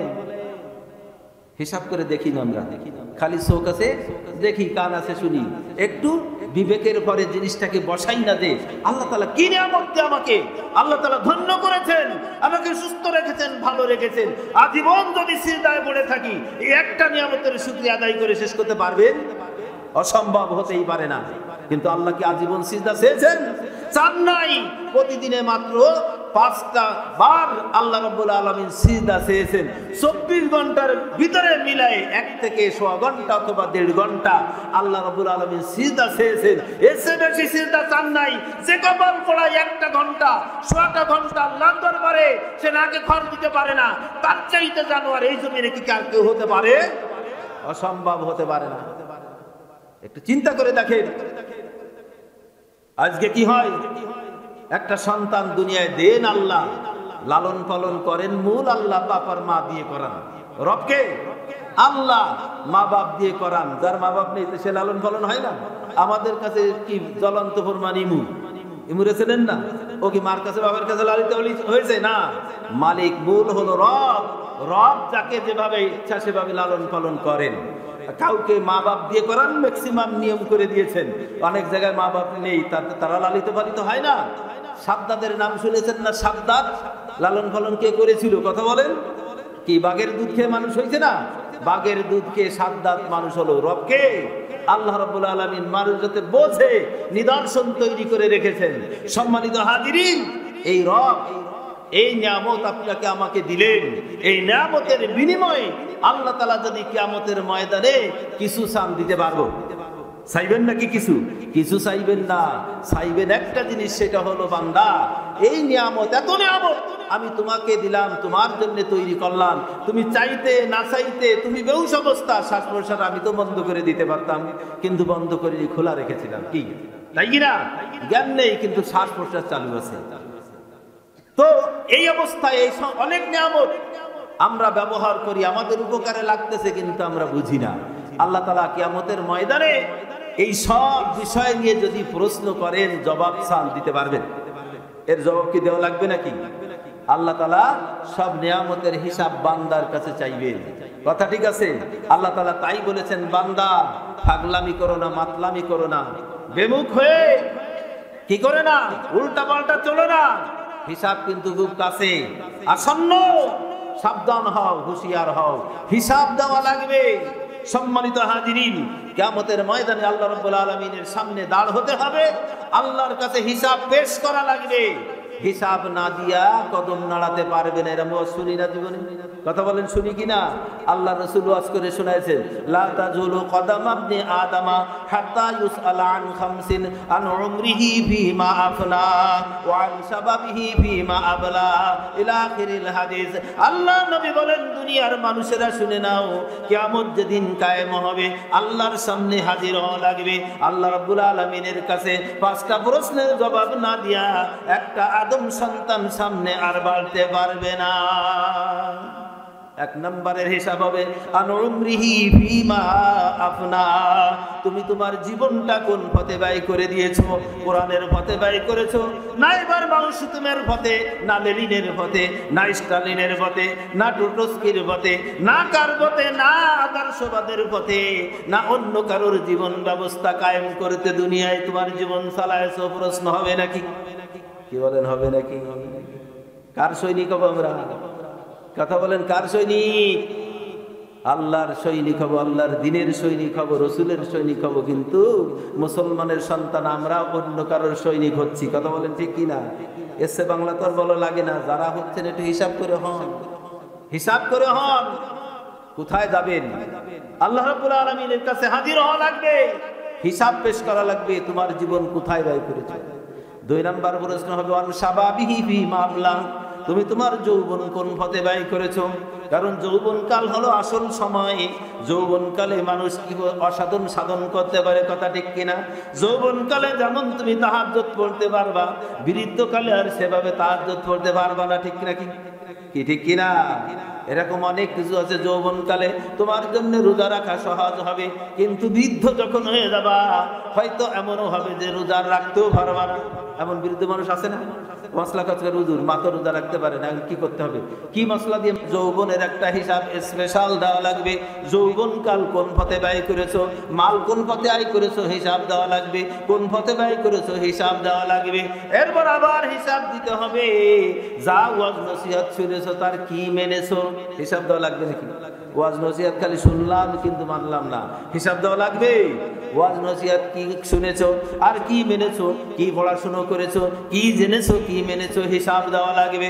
সম্মানিত হাজিরিন, এই হিসাবের সময় আরেকটা হিসাবের কথা আল্লাহর রাসূল বলেছেন, আউয়ালু মা ইউহাসিবু বিহিল আবদু ইয়াউমাল কিয়ামাতি বা'দা তাওহীদ আনিস সালাত। আল্লাহর নবী বলেন, আমার সাহাবারা উম্মতেরা শুনে নাও, কিয়ামতের ময়দানে বান্দাদের থেকে আল্লাহ পাক যখন হিসাব নেবেন, সর্বপ্রথম তাওহীদ, তারপরেই প্রথম যে হিসাবটা আল্লাহ নেবে, ওই হিসাবটা নেবে তোমার কাছ থেকে নামাজের হিসাব। কিসের হিসাব? আরো জোরে বলেন, কিসের হিসাব? নামাজি কি আমরা হতে পেরেছি? ছেলে মেয়েদেরকে কি নামাজি বানাতে পেরেছি? আমি তো পড়ি, ছেলে মেয়ে যা করে করুক। এইটুক পড়ে কি এভাবে কি জান্নাত পাওয়া যাবে? কি বলেন যাবে? অসম্ভব, যাবে না। নিজেও নামাজ পড়তে হবে, সন্তানদেরকেও নামাজি বানাতে হবে। কথা ঠিক আছে? আল্লাহর কোরআন কি বলেছে? কু আনফুসাকুম ওয়া আহলিকুম নারা, নিজে জাহান্নামের আগুন থেকে বাঁচো, আহলকেও বাঁচাও। একা একা জান্নাতে যাওয়া যাবে না, অনেক কথা কোরআনে এসেছে। সম্মানিত হাজিরিন, তো যে কথা বলতেছিলাম, হিসাব হবে, আগে হবে তাওহীদ, তারপরে হবে নামাজ। তাওহীদের ভিত্তিতে প্রাথমিক পর্যায়ে কি হবে? কিয়ামতের ময়দানে মানুষ যখন হাজির হবে, এক শ্রেণীর মানুষকে আল্লাহ তাআলা বিনা বিচারে কি করবে? জাহান্নামে চালায় দেবে, যারা ঈমান আনে নাই। কারা তারা? কথা বলেন কারা? কাফির মুশরিক, যারা ঈমান আনে নাই, ওদেরকে বিনা হিসাবে আল্লাহ তাআলা কি করবেন? জাহান্নামে চালায় দিবেন। কাফির মুশরিকেরাও ভালো ভালো কাজ করে না? কি বলেন, করে কিনা? এই বাংলাদেশে যত এনজিও আছে, ম্যাক্সিমাম খ্রিস্টানদের, ইহুদিদের, বিভিন্ন কি বিধর্মীদের এনজিও। কথা ঠিক কিনা? ওরা কি মানুষের খেদমত করতেছে না? মানুষের খেদমত করতেছে। তা ওরা কি করবে? এই যে সব খেদমত করতেছে, এর জন্য এ দিয়ে কি ওরা বেহেশত পাবে না? কথা বলেন, পাবে? পাবে না। কারণ যদি কি হয়, আমল দিয়ে কিয়ামতের মাঠে উপকৃত হতে হয়, তাহলে তার আগে লাগবে ঈমান। কি লাগবে? কথা বলেন, ঈমান লাগবে। ঈমান যদি না থাকে, আমল যত বড় ভালো হোক, কোন আমল দিয়ে 5 পয়সার কোনো উপকার হবে না। স্তূপ পরিমাণ আমল নিয়ে ময়দানে মাহশারে যারা হাজির হবে, অথচ তাদের ঈমান নাই, আল্লাহ রাব্বুল আলামিন ওদের আমলের দিকে শুধু তাকায় পড়বেন। আল্লাহ বলছেন সূরা ফুরকান, আকাদিমনা ইলা মা আমিলু আমালান ফাজআলনাহু হাবাআম মানযুরা। আল্লাহ রাব্বুল আলামিন ডাক দিয়ে বলেন, দুনিয়ার মানুষ শোনো, যারা আমি আল্লাহর পরে ঈমান আনতে পারো নাই, ঈমান নিয়ে যারা দুনিয়ার থেকে আসবা না, আমল যে যত পরিমাণ করো না কেন, ওই আমল দিয়ে তোমাদের কোনো উপকারে আসবে না। আমি কিয়ামতের ময়দানে তাদের আমলের দিকে শুধুমাত্র একটু তাকাবো। আমার তাকানোর কারণে ওই আমলগুলি সব ময়লা আবর্জনায় পরিণত হবে। ওই আমল দিয়ে তাদের 5 পয়সার কোনো উপকার হবে না। আমি কথাটা এভাবে মাঝে মধ্যে উদাহরণ দিয়ে বুঝাই। মনে করেন আমি আলমারিতে 1 কোটি টাকা এনে রাখলাম, 1 মাস পরে আমি একটা জমি ঠিক করলাম। এবার ওই জমি ঠিক করার পরে কি করলাম? জমি রেজিস্ট্রি করতে যেতে হবে। এবার কি টাকা পয়সা বুঝ করে দিয়ে যাওয়া লাগবে। এবার আমি আলমারিটা খুললাম, আলমারি খুলে দেখলাম যে ওর ভিতরে শুধু ওই প্রকার মাটি, টাকা একটাও নাই। এবার মাটি সব বের করে ফেললাম। মনে করেন 10 কেজি মাটি হলো। এবার ওই 10 কেজি মাটি এবার একবার 10 ভাগ করলাম। 1 ভাগ মাটির দাম হলো তাহলে কত? 10 লাখ টাকা, তাই তো? 1 কোটি টাকার মাটি হলো 10 কেজি, তাহলে 10 লাখ টাকায় হলো 1 কেজি মাটি। কথা তো ঠিক? এখন এই 1 কেজি মাটি নিয়ে আমি ফয়লারাটে আসলাম। বাদামের দোকানদারে বললাম যে বাদামের দোকানদার শোন, আমার তো সর্বনাশ হয়েছে, তো 10 লাখ টাকার 1 কেজি মাটি তোরে দিলাম, তুই আমারে 100 গ্রাম বাদাম দেবে? বাদাম তো দেবেই না, এরপরে আর কিছু বলবে না? কি বলেন, আর কিছু বলবে না? পাগল তো বলবেই। এরপরে যদি আবার কিছু বলেন, তারপরে দেখা যাবে গাল গুল্লিও কপালে জুটতো পারে কি পারে না। কেন? ভালো করে বুঝেন, টাকা মাটি হয়ে গেল, টাকার এখন আর মূল্য নাই। ও কপাল পোড়ারা, যারা ঈমান হারা হয়ে দুনিয়ার থেকে যাবা, যারা এখনো ঈমানের খোঁজ নাও না, ঈমান আছে না নেই, ঈমানদার হতে পেরেছি কি পারি নাই, হিসাব করো না, ভালো করে খেয়াল করো। আর যারা ঈমান আনো নাই, তারাও খেয়াল করো। যত বড় ভালো কাজ করো না কেন, ওই ভালো কাজ দিয়ে কিয়ামতের ময়দানে নাজাতের ফয়সালা হবে না। আল্লাহ পাক শুধুমাত্র তোমার আমলের দিকে তাকাবেন।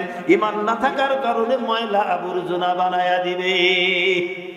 অন্য আয়াতে আল্লাহ রাব্বুল আলামিন আবার এভাবে বলেছেন যে কাফির যারা বেঈমান হয়ে কাফির হয়ে দুনিয়ার থেকে চলে যাবে, ওদের ওই রকম আমলের স্তূপ থাকবে, কিন্তু ওদের আমল কোনো কাজে আসবে না।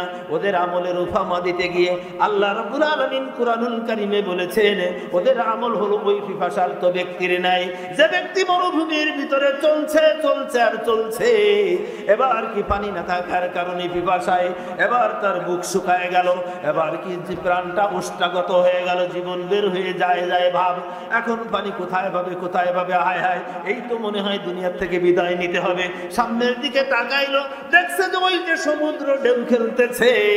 এইবার আল্লাহ বিল্লাহ করে, আহারে ওই পর্যন্ত যদি যেতে পারি, সমুদ্র পানির তো অভাব নেই, কত পানি আমার প্রয়োজন, যাইতে পারলেই পানি যত ইচ্ছা খাইতে পারবো, জীবনটাকে বাঁচাতে পারবো। এই আশায় এবার কষ্ট করে করে করে করে এবার ওই মরুভূমির ভিতরে যাইয়া দেখে লামিয়া জিদুহু শাইআ। এবার যাইয়া দেখে ওখানে কিছুই নাই, পানি নাই।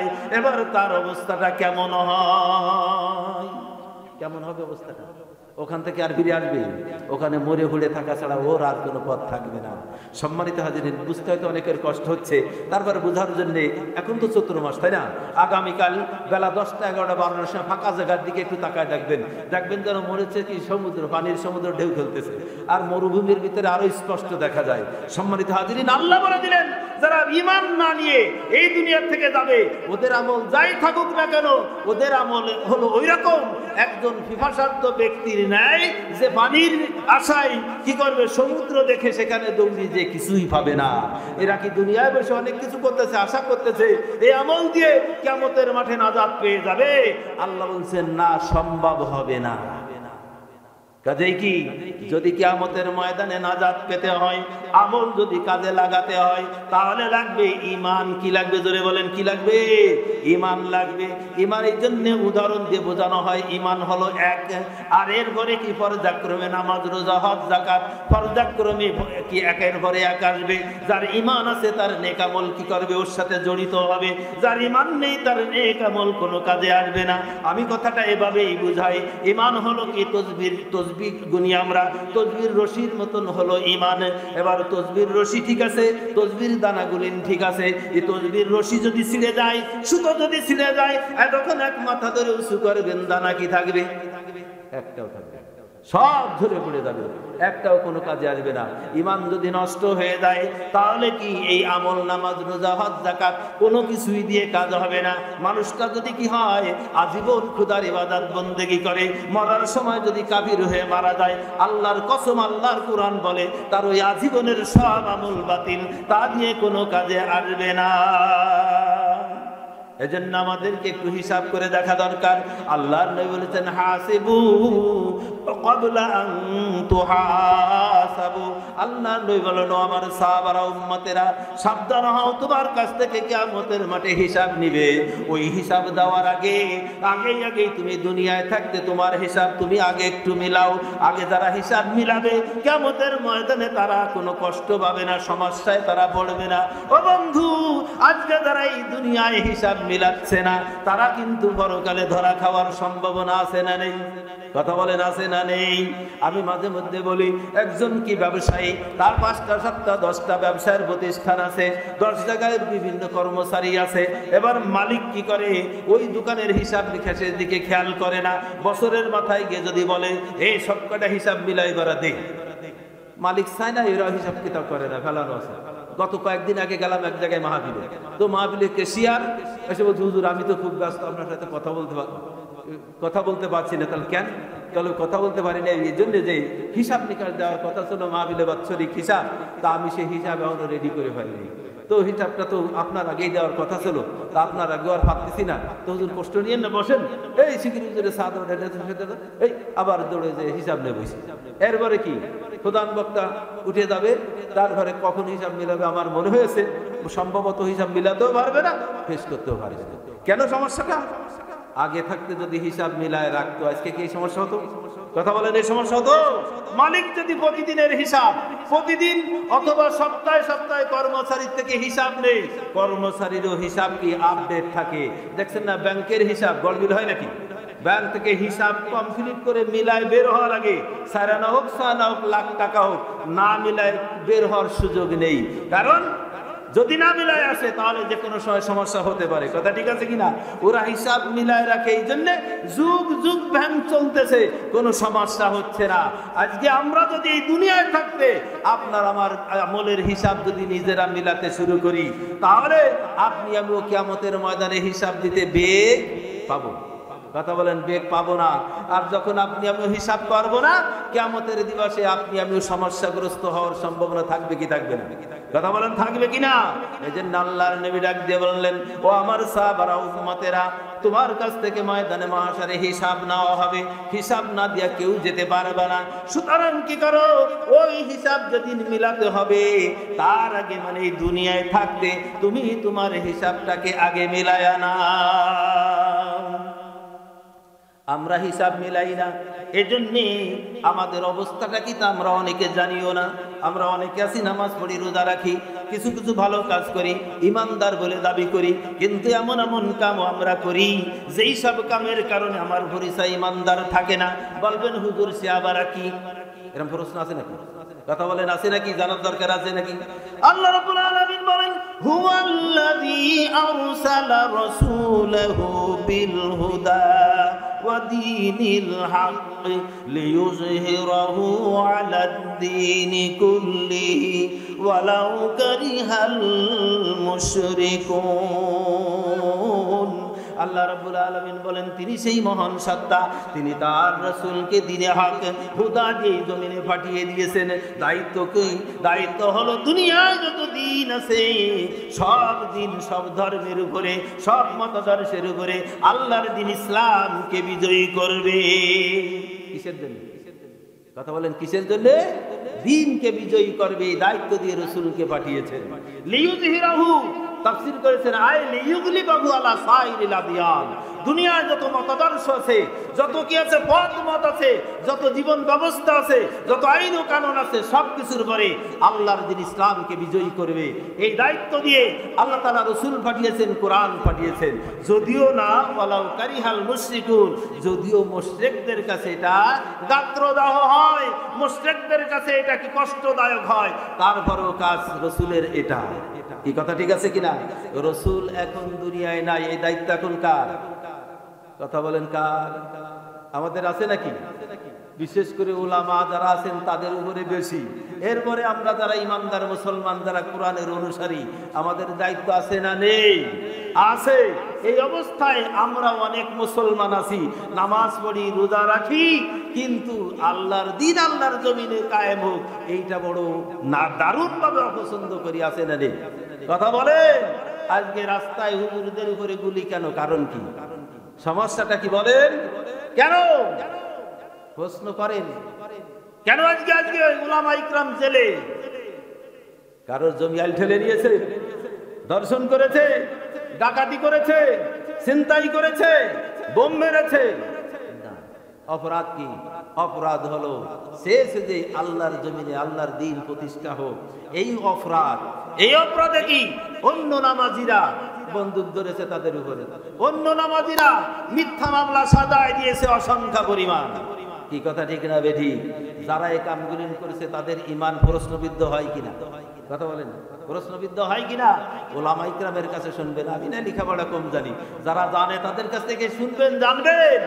এখন প্রশ্ন করেন, দেখেন আপনার ঈমানের অবস্থাটা কি। শুধু তাই না, আসেন আল্লাহর নবী বলেন, মান রাআ মিনকুম মুনকারান ফালিয়ুগাইরহু বিয়াদিহি ফাইন লাম ইয়াস্তাতি ফাবিলিসানিহি ফাইন লাম ইয়াস্তাতি ফাবিকলবিহি ওয়া যালিকা দুআফুল ঈমান।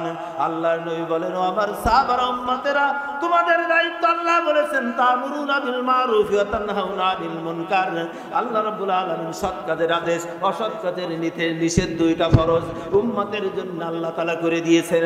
আর ওই অসৎ কাজ থেকে নিষেধ, আবার কাজের আদেশ দেওয়া ফরজ করে দিয়েছেন। এটা উম্মতের সম্মিলিত দায়িত্ব। সম্মানিত হাজিরিন, আল্লাহর নবী এই দায়িত্বের ব্যাপারে বলেছেন, যখন তোমরা দেখবে সমাজের রাষ্ট্রে অন্যায় চলতেছে, তখন তোমরা কি করবে? সর্বাগ্রে এবার হাত দিয়ে, মানে শক্তি দিয়ে ওই অন্যায়টাকে ফিরায় দেবে, পাল্টায় দেবে। যদি শক্তি হারায় যায় তাহলে কি করবে? এবার তোমরা জবান খুলবে, এবার জবান দিয়ে ওদের বিরুদ্ধে যুদ্ধ করবা। যদি কথা বলতো না পারো তাহলে এবার কি করবা? অন্তর দিয়ে এবার কি পরিকল্পনা করবা? অন্তর দিয়ে কি করবা? ওই অন্যায় যত সমাজে রাষ্ট্রে থাকতে না পারে এই চিন্তা ফিকির করবা, অন্তরে অন্তরে জ্বালা যন্ত্রণা ভোগ করবা। যদি এমনটা কারোর ভিতরে থাকে, আল্লাহর রাসূল বলেছেন ওয়াদালিকা দাফুল ঈমান, ওই ব্যক্তি কোন রকম ঈমানটা বেঁচে আছে। এবার যে নামাজি কি করে? ওই কামটা চালু করে, গান দেই, এবার কি করে? বিভিন্ন ধরনের অন্যায়ের কাজ চালু করে। আছে না এরকম নামাজি? কথা বলেন, আছে না? এই সমাজে বহুত আছে যারা এইটা দিচ্ছে, ওর ভিতরে কি ওই অন্যায়ের কোন প্রতিবাদী চিন্তা আছে নাকি? না সমর্থনের কাজ সে কাজ করেছে, ওর কি ঈমান আছে? কথা বলেন, ঈমান আছে? নামাজ তো পড়তেছে, কি হবে লাভ? আরো শুনবেন, আরো শুনবেন। অন্য হাদিসে রাসূল বলেন তুম্মা ইসতাখলাফা মিন বাদিহিম খালুবুন ইয়াফআলুনা মা লা ইউমারুন ইয়াকুলুনা মা লা ইয়াফআলুন ওয়া ইয়াফআলুনা মা লা ইউমারুন। আল্লাহ নবী বলেন, আমার সাহাবারা, উম্মতেরা, তোমরা তোমাদের জীবনের একটি সময় দিয়ে দেখবে ভালো মানুষগুলিনের আর কোনো স্থান নাই, আছে নাকি? এটা কিয়ামতের আলামত। আব্দুল্লাহ ইবনে আব্বাস রাদিয়াল্লাহু তাআলা আনহু বর্ণিত একটা হাদিসে এসেছে, কিয়ামতের আগে আগে এমন একটা প্রেক্ষাপট আসবে, ভালো মানুষের কোনো পথ থাকবে না, আছে নাকি? বর্তমানে সৌদি আরবে যে বসে আছে ওটাও কি পাক্কা শয়তান, কি ঠিক না? শরম জানেন কি ভাষা ওরে দেব আল্লাহই ভালো জানেন। আল্লাহ হেদায়েত দান করুক সকল বলি আল্লাহুম্মা আমিন। সৌদি আরবে বসে আছে, তাহলে দুনিয়ায় কি হচ্ছে? সম্মানিত হাজিরিন, আল্লাহ নবী বলে গেছেন এমন একটা সময়, এমন একটা যুগ প্রেক্ষাপট তোমাদের সামনে আসবে। আল্লাহ নবী কি বললেন? তুম্মা ইসতাখলাফা মিন বাদিহিম খালুফুন ইয়াকুলুনা মা লা ইয়াফআলুন ওয়া ইয়াফআলুনা মা লা ইউমারুন। তোমাদের তাদের পরবর্তীতে এক শ্রেণীর বাতিল মানুষ, পথভ্রষ্ট মানুষ, এক শ্রেণীর গুমরাহেরা, এক শ্রেণীর পাপাচারীরা ক্ষমতাসীন হয়ে যাবে। ওরা ক্ষমতার মসনদগুলি দখল করে নেবে, রাষ্ট্রীয় শাসন কার্য ওদের খাতে চলে যাবে। ওদের কর্মসূচি দুই দফা হবে। কয় দফা? দুই দফা। একটা হবে কি? যা বলবে তা করবে না। তার মানে কি? বলবে একরকম, করবে আর একরকম। চলতেছে না এই দুনিয়ায়? কথা বলেন, চলতেছে নাকি? এরবারে কি করবে? ওয়ায়াফআলুনা মা লা ইউমারুন। ওই কাজগুলি তারা করবে যেই কাজ করতে আল্লাহ এবং আল্লাহর রাসূলের পক্ষ থেকে কোনো হুকুম তাদের দেওয়া হয় না। কথা বুঝে আসছে নাকি? আল্লাহ আল্লাহর রাসূলের পক্ষ থেকে যে কাজ হালাল করা হয় নাই ওই কাজগুলি তারা করবে। করতেছে নাকি দুনিয়ায়? কথা বলেন, করতেছে নাকি? সবই বর্তমান কথা, ঠিক আছে কিনা? আল্লাহ নবী বলেন, ও আমার সাহাবারা, উম্মতেরা, শুনে নাও, এমনই প্রেক্ষাপটে ওই জমিনে ইমানদারদের আমল তখন কি হবে শুনে নাও। ইমানদারের এবার সব মসজিদে যাবা, 1000 দানার তসবিহ বানাবা, আর কি বসে বসে সুবহানাল্লাহ, আলহামদুলিল্লাহ, লা ইলাহা ইল্লাল্লাহ জিকির করবা। তাই কি করবা? জঙ্গলে চলে যাবা? কোথায় যাবা? আল্লাহ নবী বলেন, ওমান জাহাদাহুম বিয়াদিহি ফাহুয়া মুমিন। আল্লাহ নবী শুনাইলেন, ও আমার সাহাবারা, উম্মতেরা, শুনে নাও, যে ব্যক্তি এই সব রাজা বাদশাদের বিরুদ্ধে হাত দিয়ে অর্থাৎ শক্তি প্রয়োগ করে জিহাদে নামবে তারাই হবে ঈমানদার। বলেন, এবার রাজা বাদশাদের বিরুদ্ধে জিহাদ করার দরকার আছে না নেই? আছে না নেই? যেই আমরা জিহাদ জিহাদ জিহাদ চাই সেই কয় জঙ্গিতি দেশ ছেড়ে গেছে। কথা ঠিক না বেঠিক? তাহলে জঙ্গিবাদ আর জিহাদ কি এক জিনিস নাকি? জঙ্গিবাদ ইসলামে হারাম আর জিহাদ ইসলামে হলো ফরজ। আজকে মুসলমান জিহাদ ছেড়ে দেওয়ার কারণে তামাম দুনিয়ায় মুসলমান আজকে লাফির ফালায় উঠেছে। তামাম দুনিয়ার মুসলমান আজকে নির্যাতিত, নিষ্পেষিত হতেছে। মূল কারণ হলো মুসলমান আজকে জিহাদ ছেড়ে দিয়েছে। ও মুসলমান, আবার সচেতন হওয়া লাগবে নাকি? ঈমান বাঁচাতে গেলে জিহাদি প্রেরণা থাকতে হবে। সম্মানিত হাজিরিন, আল্লাহর নবী এবার জানতেন যে এমন একটা প্রেক্ষাপট কোন কোন জমিনে কোন কোন সময় তৈরি হবে, যেই সময় ওই ভূখণ্ডের মানুষেরা জিহাদ করার শক্তি আর রাখবে না, জিহাদ করার মতন ক্ষমতা ওদের আর থাকবে না। নবী আমার দয়ার নবী, মায়ার নবী চান না যে তার উম্মত এবার কি বেঈমান হয়ে জাহান্নামে যাক। আল্লাহর নবী, দয়ার নবী, রাহমাতাল লিল আলামিন চান না, এজন্য ওদের প্রেক্ষাপটে 2 নাম্বার ঈমান রাখার ব্যবস্থা আল্লাহর নবী ঘোষণা দিলেন, ওয়ামান জাহাদাহুম বিলিসানিহি ফাহুয়া মুমিনুন। আল্লাহর নবী বললেন, যখন আমার উম্মতেরা শক্তি হারায় ফেলবে, ক্ষমতা হারায় ফেলবে, জিহাদ আর করতে পারবে না, হারে আমার উম্মত যেন বেঈমান হয়ে দুনিয়ার থেকে বিদায় না নেই। এজন্য রাসূল আমার শুনাইলেন, আমার সাহাবারা, উম্মতেরা শক্তি হারায় ফেলছো, জবান তো চালু আছে, জবান আর বন্ধ রাখবে না। ওই প্রেক্ষাপটে আমার যে উম্মতেরা জবান দিয়া যুদ্ধ করবে, আল্লাহর নবী বলে দিলেন তারাও হবে ঈমানদার। কি আমরা একটু নারায়ে তাকবীর স্লোগান দিতে পারবো না? কি বলেন, পারবো কি না? বাংলাদেশে চলতেছে নাকি বর্তমানে? কি বলেন, চলতেছে নাকি বর্তমানে? প্রয়োজন হলে আমরাও চালাবো। রাজি আছি তো সবাই? কি বলেন, রাজি আছি তো? ইনশাআল্লাহ তৈরি থাকতে হবে। কেন থাকতে হবে? দুনিয়ার জন্য না, আসল জীবনের জন্য, আখিরাতের জন্য। কথা ঠিক আছে না? 1000 বছর বেঁচে থাকলাম, বেঈমান হয়ে মারা গেলাম, লাভ কি? কথা বল, লাভ আছে? কোনো লাভ নেই। একদিন বেঁচে আছি, ঈমান নিয়ে যদি দুনিয়া থেকে যেতে পারি, একদিনই আপনার আমার জীবনের জন্য সার্থক, আর লাগবে না। কথা ঠিক আছে কিনা? যাতে ঈমানদারেরা সর্বসময় সেভাবে বেঁচে থাকতে হবে। কথা বুঝে আসছে? সম্মানিত হাজিরিন, যারা হক জেনে কথা বলে না, আল্লাহর নবী বলেছেন, আস-সাকিতু আনিল হাক্কি ওয়া শাইতানুন আখরাস। যে ব্যক্তি কি জেনে বুঝে হক কথা বলে না, আল্লাহর নবী বলেছেন ওটা মানুষই না, ওটা হলো শয়তানও না, বুবা শয়তান। কথা ঠিক আছে? কাজে হক কথা আপনাকে আমাকে বলতে হবে যদি আশরাফুল মাখলুকাত হতে চাই। কথা ঠিক আছে? কে চোখ রাগালো? ঈমানদার তা পরোয়া করে না, করে নাকি? করবে না। ঈমানদার ভয় পায় কাকে? আলাম ইয়াখশা ইল্লাল্লাহ। ঈমানদার একমাত্র আল্লাহকে ভয় করে, দুনিয়ার কাউকে ভয় ঈমানদার করে না। কথা ঠিক আছে? কেন?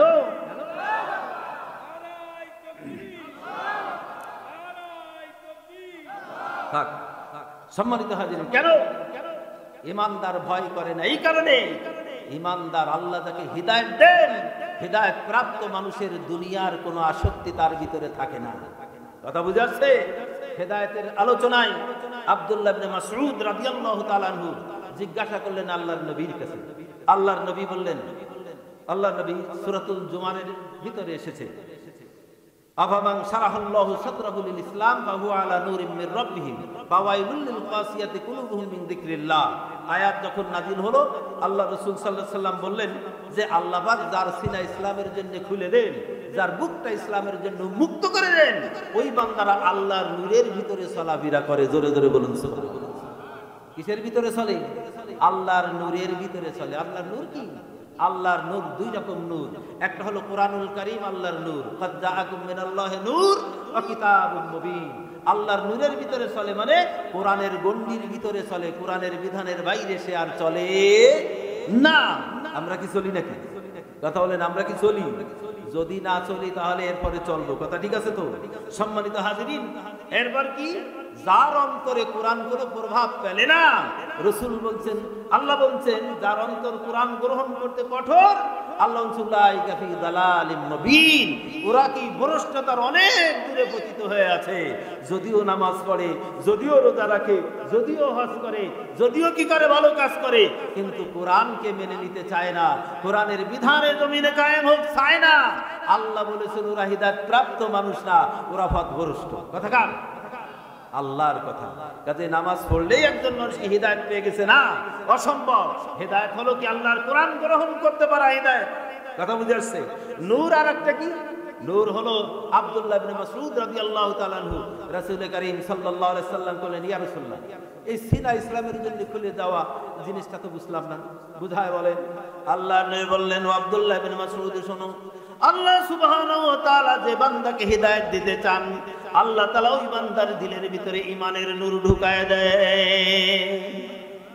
যখন ওই বান্দার দিলের ভিতরে ঈমানের নূর ঢুকে যায় তখন কি হয়, ওই বক্ষটা প্রশস্ত হয়ে যায়, ওই বক্ষ এবার কি হয়, খোলা হয়ে যায়। এবার আল্লাহ পাকের কোরআনের বিধান জানা বুঝা, হৃদয়ঙ্গম করা, আল্লাহ পাকের কোরআনের বিধান মানা ওই বান্দার জন্য সহজ হয়ে যায়। তাই তো দেখি যারা কোরআন গ্রহণ করতে পেরেছে ওরা কোরআনের জন্য গুলির সামনে দাঁড়া হয়, কথা ঠিক কিনা? ওকে কষ্ট হয় না। কেন কষ্ট হয় না? ওর সিনা ইসলামের জন্য আল্লাহ খুলে দিয়েছেন। কাজেই কি এবার ওর ভিতরে কোনো পেরেশানি থাকে না, টেনশানি থাকে না, মৃত্যুর পরোয়া থাকে না, দুনিয়ার কারোর পরোয়া থাকে না, কথা ঠিক আছে কিনা? আল্লাহর নবী যখন বললেন যে আব্দুল্লাহ ইবনে মাসউদ, এর নাম হলো সিনা খুলে দেওয়া। এবার আব্দুল্লাহ ইবনে মাসউদ বললেন, ইয়া রাসূলুল্লাহ, ইয়া হাবিবাল্লাহ, কার দিলের ভিতরে আল্লাহ তাআলা ঈমানের নূর দিয়েছে, কার সিনা ইসলামের জন্য খুলে দেওয়া হয়েছে, ও আল্লাহর নবী, এটা তো তার অন্তরের ব্যাপার, বুঝবো কেমনে? আমার মনে কি আছে জানেন? আপনার কি বলেন জানেন? কার মনে কি আছে কেউ কি দুনিয়ার জানে? একমাত্র আল্লাহ ছাড়া কেউ জানে না কার অন্তরে কি আছে, কথা ঠিক আছে না? আব্দুল্লাহ ইবনে মাসউদ রাদিয়াল্লাহু তাআলা বলেন, ইয়া রাসূলুল্লাহ, তো সিনাতে ইসলামের জন্য খুলে দিয়েছে, কেমনে বুঝবো? এই বুঝার উপায়টা কি? আল্লাহর নবী তখন কি বললেন, ও আব্দুল্লাহ ইবনে মাসউদ, শুনে নাও, তিনটা জিনিস তুমি দেখবে। কয়টা? মুখস্থ করে যেতে হবে। কয়টা? তিনটা জিনিস। এক নম্বরে দেখবা আল ইনাবাতু ইলা দারিল খুলুদ, দুই নম্বর ওয়াতাজাফি আন দারিল গুরুর, তিন নম্বর ওয়াতাহাব্বুলিল মাউতি ক্বাবলা নুজুলিহি। আল্লাহ নবী বললেন, আব্দুল্লাহ ইবনে মাসউদ,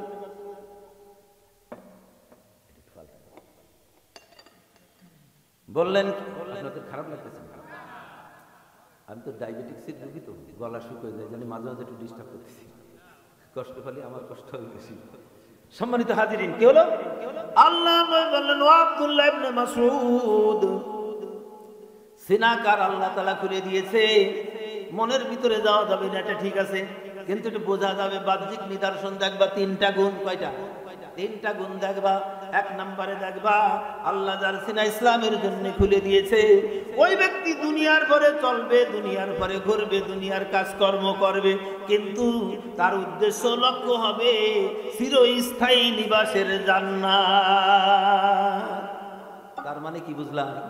আমল করবে কিসের জন্য? আরো জোরে বলেন, জান্নাতের জন্য। যে আমল করলে জান্নাতে যাওয়া যাবে, যে আমল করলে আল্লাহকে খুশি করা যাবে, যে কাজে জান্নাত পাওয়া যাবে, দেখবা ও দুনিয়ার পরে ঘুরে ফিরে করতে যাবে সেই কাজ। এক নাম্বার দেখবা তাই ওর ভিতরে জান্নাতি আমল দেখতে পারবা, চিরস্থায়ী নিবাসের জান্নাতের জন্য এই দুনিয়ায় বসে সে সব কাজগুলি করবে। তাই যারা পরকালে শান্তি চায় ওরা দুনিয়ার শান্তি চাবে নাকি? কথা বলেন, চাবে। এই জন্য বললেন দুই নাম্বার বললেন ওয়াতাজাফি আন দারিল গুরুর। ও আব্দুল্লাহ ইবনে মাসউদ, দেখবা ওই সব মানুষগুলি দুনিয়া বিমুখ হয়ে যাবে, দুনিয়ার শান্তি ভালো লাগবে না, দুনিয়ার আরাম আয়েশের পিছনে দৌড়াবে না, অর্থ সম্পদের পিছনে দৌড়াবে না, বাড়ি গাড়ির পিছনে দৌড়াবে না, ছেলে মেয়ে কি করে খাবে তাদের প্রতিষ্ঠিত করতে হবে, এই চিন্তায় নামাজ নাই, ঘুম নাই, খাওয়া নাই, আরাম নাই, আয়েশ নাই। এরা মুসলমান আছে নাই? কি বলে আছে? নিজে ঠিক মতন সেটা খায় না, নিজে একটু ঠিক মতন ঘুমও পড়ে না, একটা ভালো কাপড়ও পরে না, কপাল ঘোড়া, সব কি জুতকলা কি এর খাবে? জুতকলা কি করবে? ছেলে মেয়েদের কিভাবে প্রতিষ্ঠিত করবে? ও কপাল ঘোড়া, ওর মালিক কি তুই একজন আছে? ঈমান না থাকার কারণে দায়িত্ব কাঁধে নিয়েছে। ঈমান যদি থাকতো দায়িত্ব আল্লাহর ঘরে ছেড়ে দিত। মনে রাখবেন মুসলমান, যখন কোন মানুষ, সে আমি হতে পারি, আপনি হতে পারেন, যখন কেউ দায়িত্ব নিজ কাঁধে তুলে নেই, আল্লাহ রাব্বুল আলামিন ওই বান্দার দায়িত্ব তার কাছে ছেড়ে দেয়। কাজেই কি ঈমানদার কখনো কোনো বিষয়ে দায়িত্ব নিজে কাঁধে তুলে নেবে না, সে কি করবে? বিধান অনুযায়ী কাজটা করবে, এ হলো তার দায়িত্ব। আর বাকিটা সব কার? আল্লাহর দায়িত্ব। কথা বুঝে আসছে? আমরা সেই তাওয়াক্কুল আমাদের নাই বিধায় আজকে আমরা কি পেরেশানির পরে পেরেশানি ভুগতেছি। সম্মানিত হাজিরিন, আল্লাহর নবী কি বললেন? আব্দুল্লাহ ইবনে মাসউদ, দুই নাম্বার দেখবে ওয়াতাজাফি আন দারিল গুরুর, ওই সব বান্দাদের দিলে ওই সব মানুষ কি করবে? দুনিয়া বিমুখ হবে, দুনিয়ার কি ভালো মন্দ, দুনিয়ার কি আরাম আয়েশ, দুনিয়ার লোভ লালসা, দুনিয়ার কামনা বাসনা, পদের চিন্তা, পদের ফিলিস্তিন, তারপরে কি ইরাক, এরপরে কি ইসরায়েল, এরপরে কাশ্মীর, আফগান, এদের জন্য কত চোখের পানি ফেলেছি, হাউমাউ করে মসজিদ ভরা মানুষ একসঙ্গে কেঁদেছি। কি কথা ঠিক না বেটি? কেঁদেছি না? কিন্তু বাংলার জমিনে মুখ খুলে একবার আল্লাহর কাছে বলতেও পারি নাই, বলার সাথে সাথে গদ্দানি হয়েছে কি হয় নাই? কথা বলেন, হয়েছে কিনা? শতকরা কতজন মুসলমান বাস করি? কথা বলেন কয়জন? সেই জায়গায় যদি এমন হয় তাহলে ভারতের মুসলমানদের অবস্থাটা কি তাকে চিন্তা করেছে? চিন্তা করে দেখছি ও মুসলমান, কেন আজকে মোদির বিরুদ্ধে স্লোগান?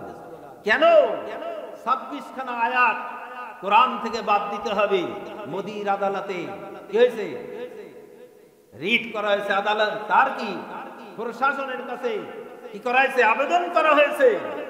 একই আবেদন পর্যন্ত যাবে না, আগে খারিজ হবে। যে আবেদন করবে ওরে ফাঁসিতে ঝুলানো লাগবে কিনা? বিনা বিচারের ফাঁসি দেওয়া উচিত ছিল। যে মোদি কি করেছে ফাঁসি না দিয়ে তার কি এই তার এই আপত্তি, তার এই কি রিট যে আমলে এনেছে, এটাও নাস্তিক। যারা করেছে তারাও নাস্তিক, আর এর যারা সমর্থন করবে তারাও সব নাস্তিক। কথা ঠিক কিনা? সম্মানিত মুসলমান, এদের বিরুদ্ধে সচ্ছাদ থাকতে হবে। এদের বিরুদ্ধে যদি জবান খুলতে না পারি ঈমান রাখা যাবে না। ভালো করে শুনে নেন, আল্লাহর নবী 3 নম্বরে বলেছেন কি? ও আমার সাহাবারা, উম্মতেরা শুনে নাও। 3 নাম্বার অবস্থাটা এই। 3 নম্বরে কি? যে সমস্ত মানুষেরা কি করবে? অন্তর দিয়ে যারা জিহাদ করতে পারবে না, আমান জাহাদাহুম বিকলবিহি,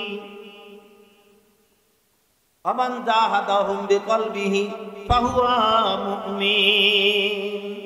আল্লাহ নবী শুনাইলেন, আমার সাহাবারা উম্মতেরা শুনে নাও, যে সমস্ত মানুষেরা এই অন্যায়ের বিরুদ্ধে অন্তর দিয়া জিহাদ করবে, আল্লাহর নবী শুনাইলেন, ও আমার সাহাবারা উম্মতেরা শুনে নাও, তারাও হবে ঈমানদার। অন্তর দিয়ে যদি জিহাদ করি তাহলে ঈমানদার থাকবো। কথাটা আরো স্পষ্ট আল্লাহর নবী করে দিয়েছেন, আমার কথা না, রাসূলের কথা। আল্লাহর নবী বলে দিলেন, ওয়ামা ওয়ারা যালিকা হাব্বাতুম মিনাল ঈমান। আল্লাহর নবী বলে দিলেন, এই 3 নম্বরের অবস্থার পরে ঈমান রাখার, শস্যতম ঈমান রাখার আর চতুর্থতম কোনো ব্যবস্থা নাই। তার মানে কি হলো? যারা অন্তর দিয়ে কথা বলবে না, জিহাদ করবে না, অন্তর দিয়ে চিন্তা ফিকির করবে না, অন্তর দিয়ে যারা কি করবে না, গবেষণা করবে না, অন্তরে যারা যন্ত্রণা যারা ভোগ করবে না, আল্লাহর নবী বলে দিলেন ওদের ঈমানই থাকবে না। কি কথা ঠিক আছে কিনা? সুতরাং কি আমরা যদি ঈমানদার হই, ঈমানদার যদি থাকতে হয় আমাদের, তাহলে অন্যায়ের বিরুদ্ধে সুযোগ পাইলে হাত অর্থাৎ ক্ষমতা ব্যবহার করতে হবে, সুযোগ পাইলে কি জবান ব্যবহার করতে হবে। যদি সব হারায় ফেলি অন্তত অন্তরে অন্তরে এটা দিয়ে কাজ চালাতে হবে। তাই না তো কি, তাই না তো কি করে সমর্থন যদি দিয়ে দেই, বেঈমান হয়ে যেতে হবে। এই কথা ঠিক আছে কিনা? সম্মানিত হাজিরিন, ঈমান এবার আমার আছে কিনা নেই, হিসাব করার বিষয় আছে কিনা? কথা বলেন, আছে কিনা? এরপরে অনেক ব্যাপার আছে হিসাবের। আমরা তো মনে করি যে কলেমা পড়েছি তাই তো মুমিন। আল্লাহ রাব্বুল আলামিন সূরা ইউসুফ 106 নম্বর আয়াতে বলেন, ওয়ামা আকতারুহুম ইউমিনুনা বিল্লাহি ইল্লা ওয়া হুম মুশরিকুন।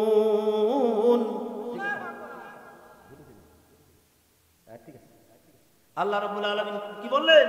তোমরা অধিকাংশ মানুষ আল্লাহকে বিশ্বাস করা সত্ত্বেও তোমরা হলে মুশরিক। খালি কি আল্লাহরে বিশ্বাস করি এটুক বললেই, ওটুক চিন্তা করলেই কি ঈমানদার হওয়া যাবে? ওটুক চিন্তা করলে হবে না।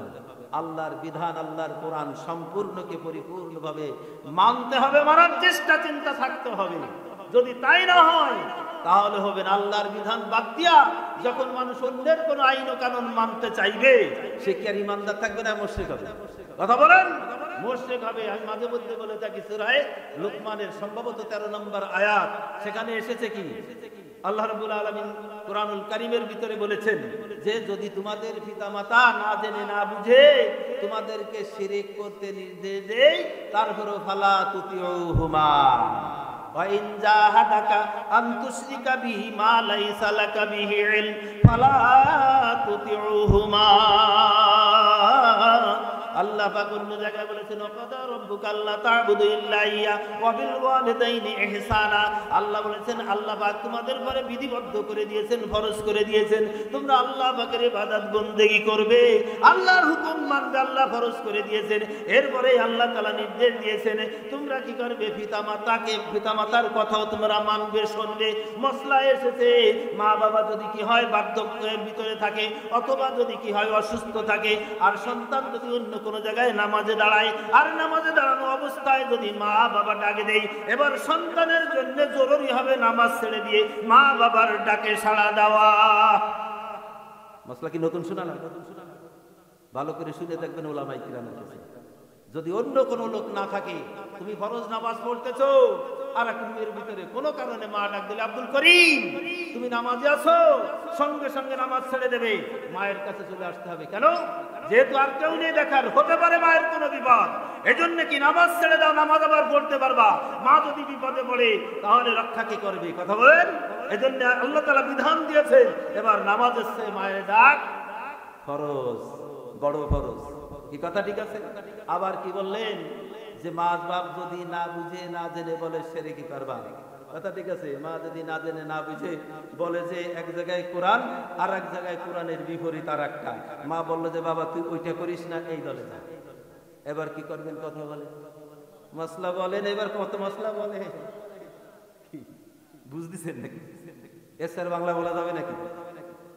দরকার হয় না, আকেল মাদ ইশারা বাসাত, জ্ঞানীর জন্য ইশারাই যথেষ্ট। সম্মানিত হাজিরিন, হযরত সাদ বিন আবি ওয়াক্কাস রাদিয়াল্লাহু তাআলা আনহু, ওই সাহাবী যেই সাহাবী ঈমান আনলেন, কোন মর্যাদায় সাদ ইবনে আবি ওয়াক্কাস পৌঁছেছিলেন ওয়াজ আপনাদের শোনা আছে। কি করলেন? যুদ্ধ করতে করতে করতে করতে নদীর বাড়ি চলে গেলেন, পারাপার বন্ধ, সব নিয়ে পারও চলে গেল। আল্লাহ পার করাই দিলেন, সাহায্য করলেন। জঙ্গলে, আফ্রিকার জঙ্গলে হাজির হলেন। এবার জঙ্গলে গিয়ে রাত হয়ে গেল। কি করবেন? জঙ্গলে থাকবেন। এবার কি করবেন? উঁচু জায়গায় দাঁড়ালেন আর ভাষণ দিলেন, ইয়া আইয়ুহা হাশারাতু আসসিবা নাহনু আসহাবু রাসূলিল্লাহি সাল্লাল্লাহু আলাইহি ওয়াসাল্লাম ফাআরহিলু ফাইন্না নাজিলু লাওয়াদাদু বাদু লাকাতালনাহু। সাদ ইবনে আবি ওয়াক্কাস ভাষণ দিলেন, হে জঙ্গলের হিংস্র প্রাণীরা সব, আমাদের পরিচয় আমরা আল্লাহর নবীর সাহাবী, আমরা রাত হয়েছে এখানে অবতরণ করব, নামবো, আমরা কাফেলা নিয়ে এখানে রাত থাকবো, সব জঙ্গল ছেড়ে বের হয়ে চলে যাও, যদি এর পর একটাও পাই সেটা হত্যা করে দেব।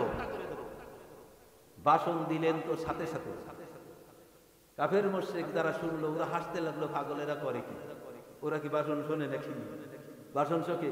মানলাহুল মাওলা ফালাহুল কুল, যে মাওলার জন্য হয়ে যায় দুনিয়ার সব আল্লাহ তার জন্য করে দেয়। বলুন সুবহানাল্লাহ।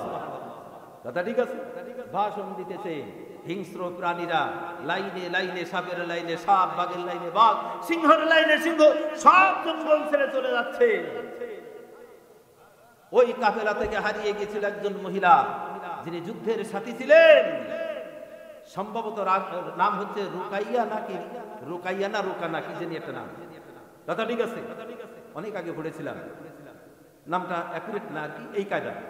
উনি কাফেলা হারায় বলছেন, ওই জঙ্গলের ভিতরে কাফেলা খুঁজতেছে, দেখে সামনে বিরাট এক বাঘ অথবা সিংহ, মেলাকে পড়ছি তো, সামনে দেখে কেঁপে গেলেন, কেঁপে যাওয়াই স্বাভাবিক। কিন্তু সাহস করে বললেন, এই জঙ্গলের প্রাণী শোন, আমি আল্লাহর নবীর একজন সাহাবিয়া, আমি আমার কাফেলা হারায় ফেলেছি, আমি কাফেলা তালাশ করি। আস্তে করে হিংস্র প্রাণী মুখটাকে ঘুরায় দিল, চিৎকার দিয়ে বলুন সুবহানাল্লাহ। আমরা তো সেই মুসলমান, আমরা সেই মুসলমান না, নামে না। কি কথা ঠিক না? যেই না বললো যে কি কাফেলা হারায় ফেলেছি, সঙ্গে সঙ্গে মুখটাকে ঘুরায় দিল, আস্তে করে সামনে হাঁটতে লাগলো, লেজটাকে দুলা করতে লাগলো।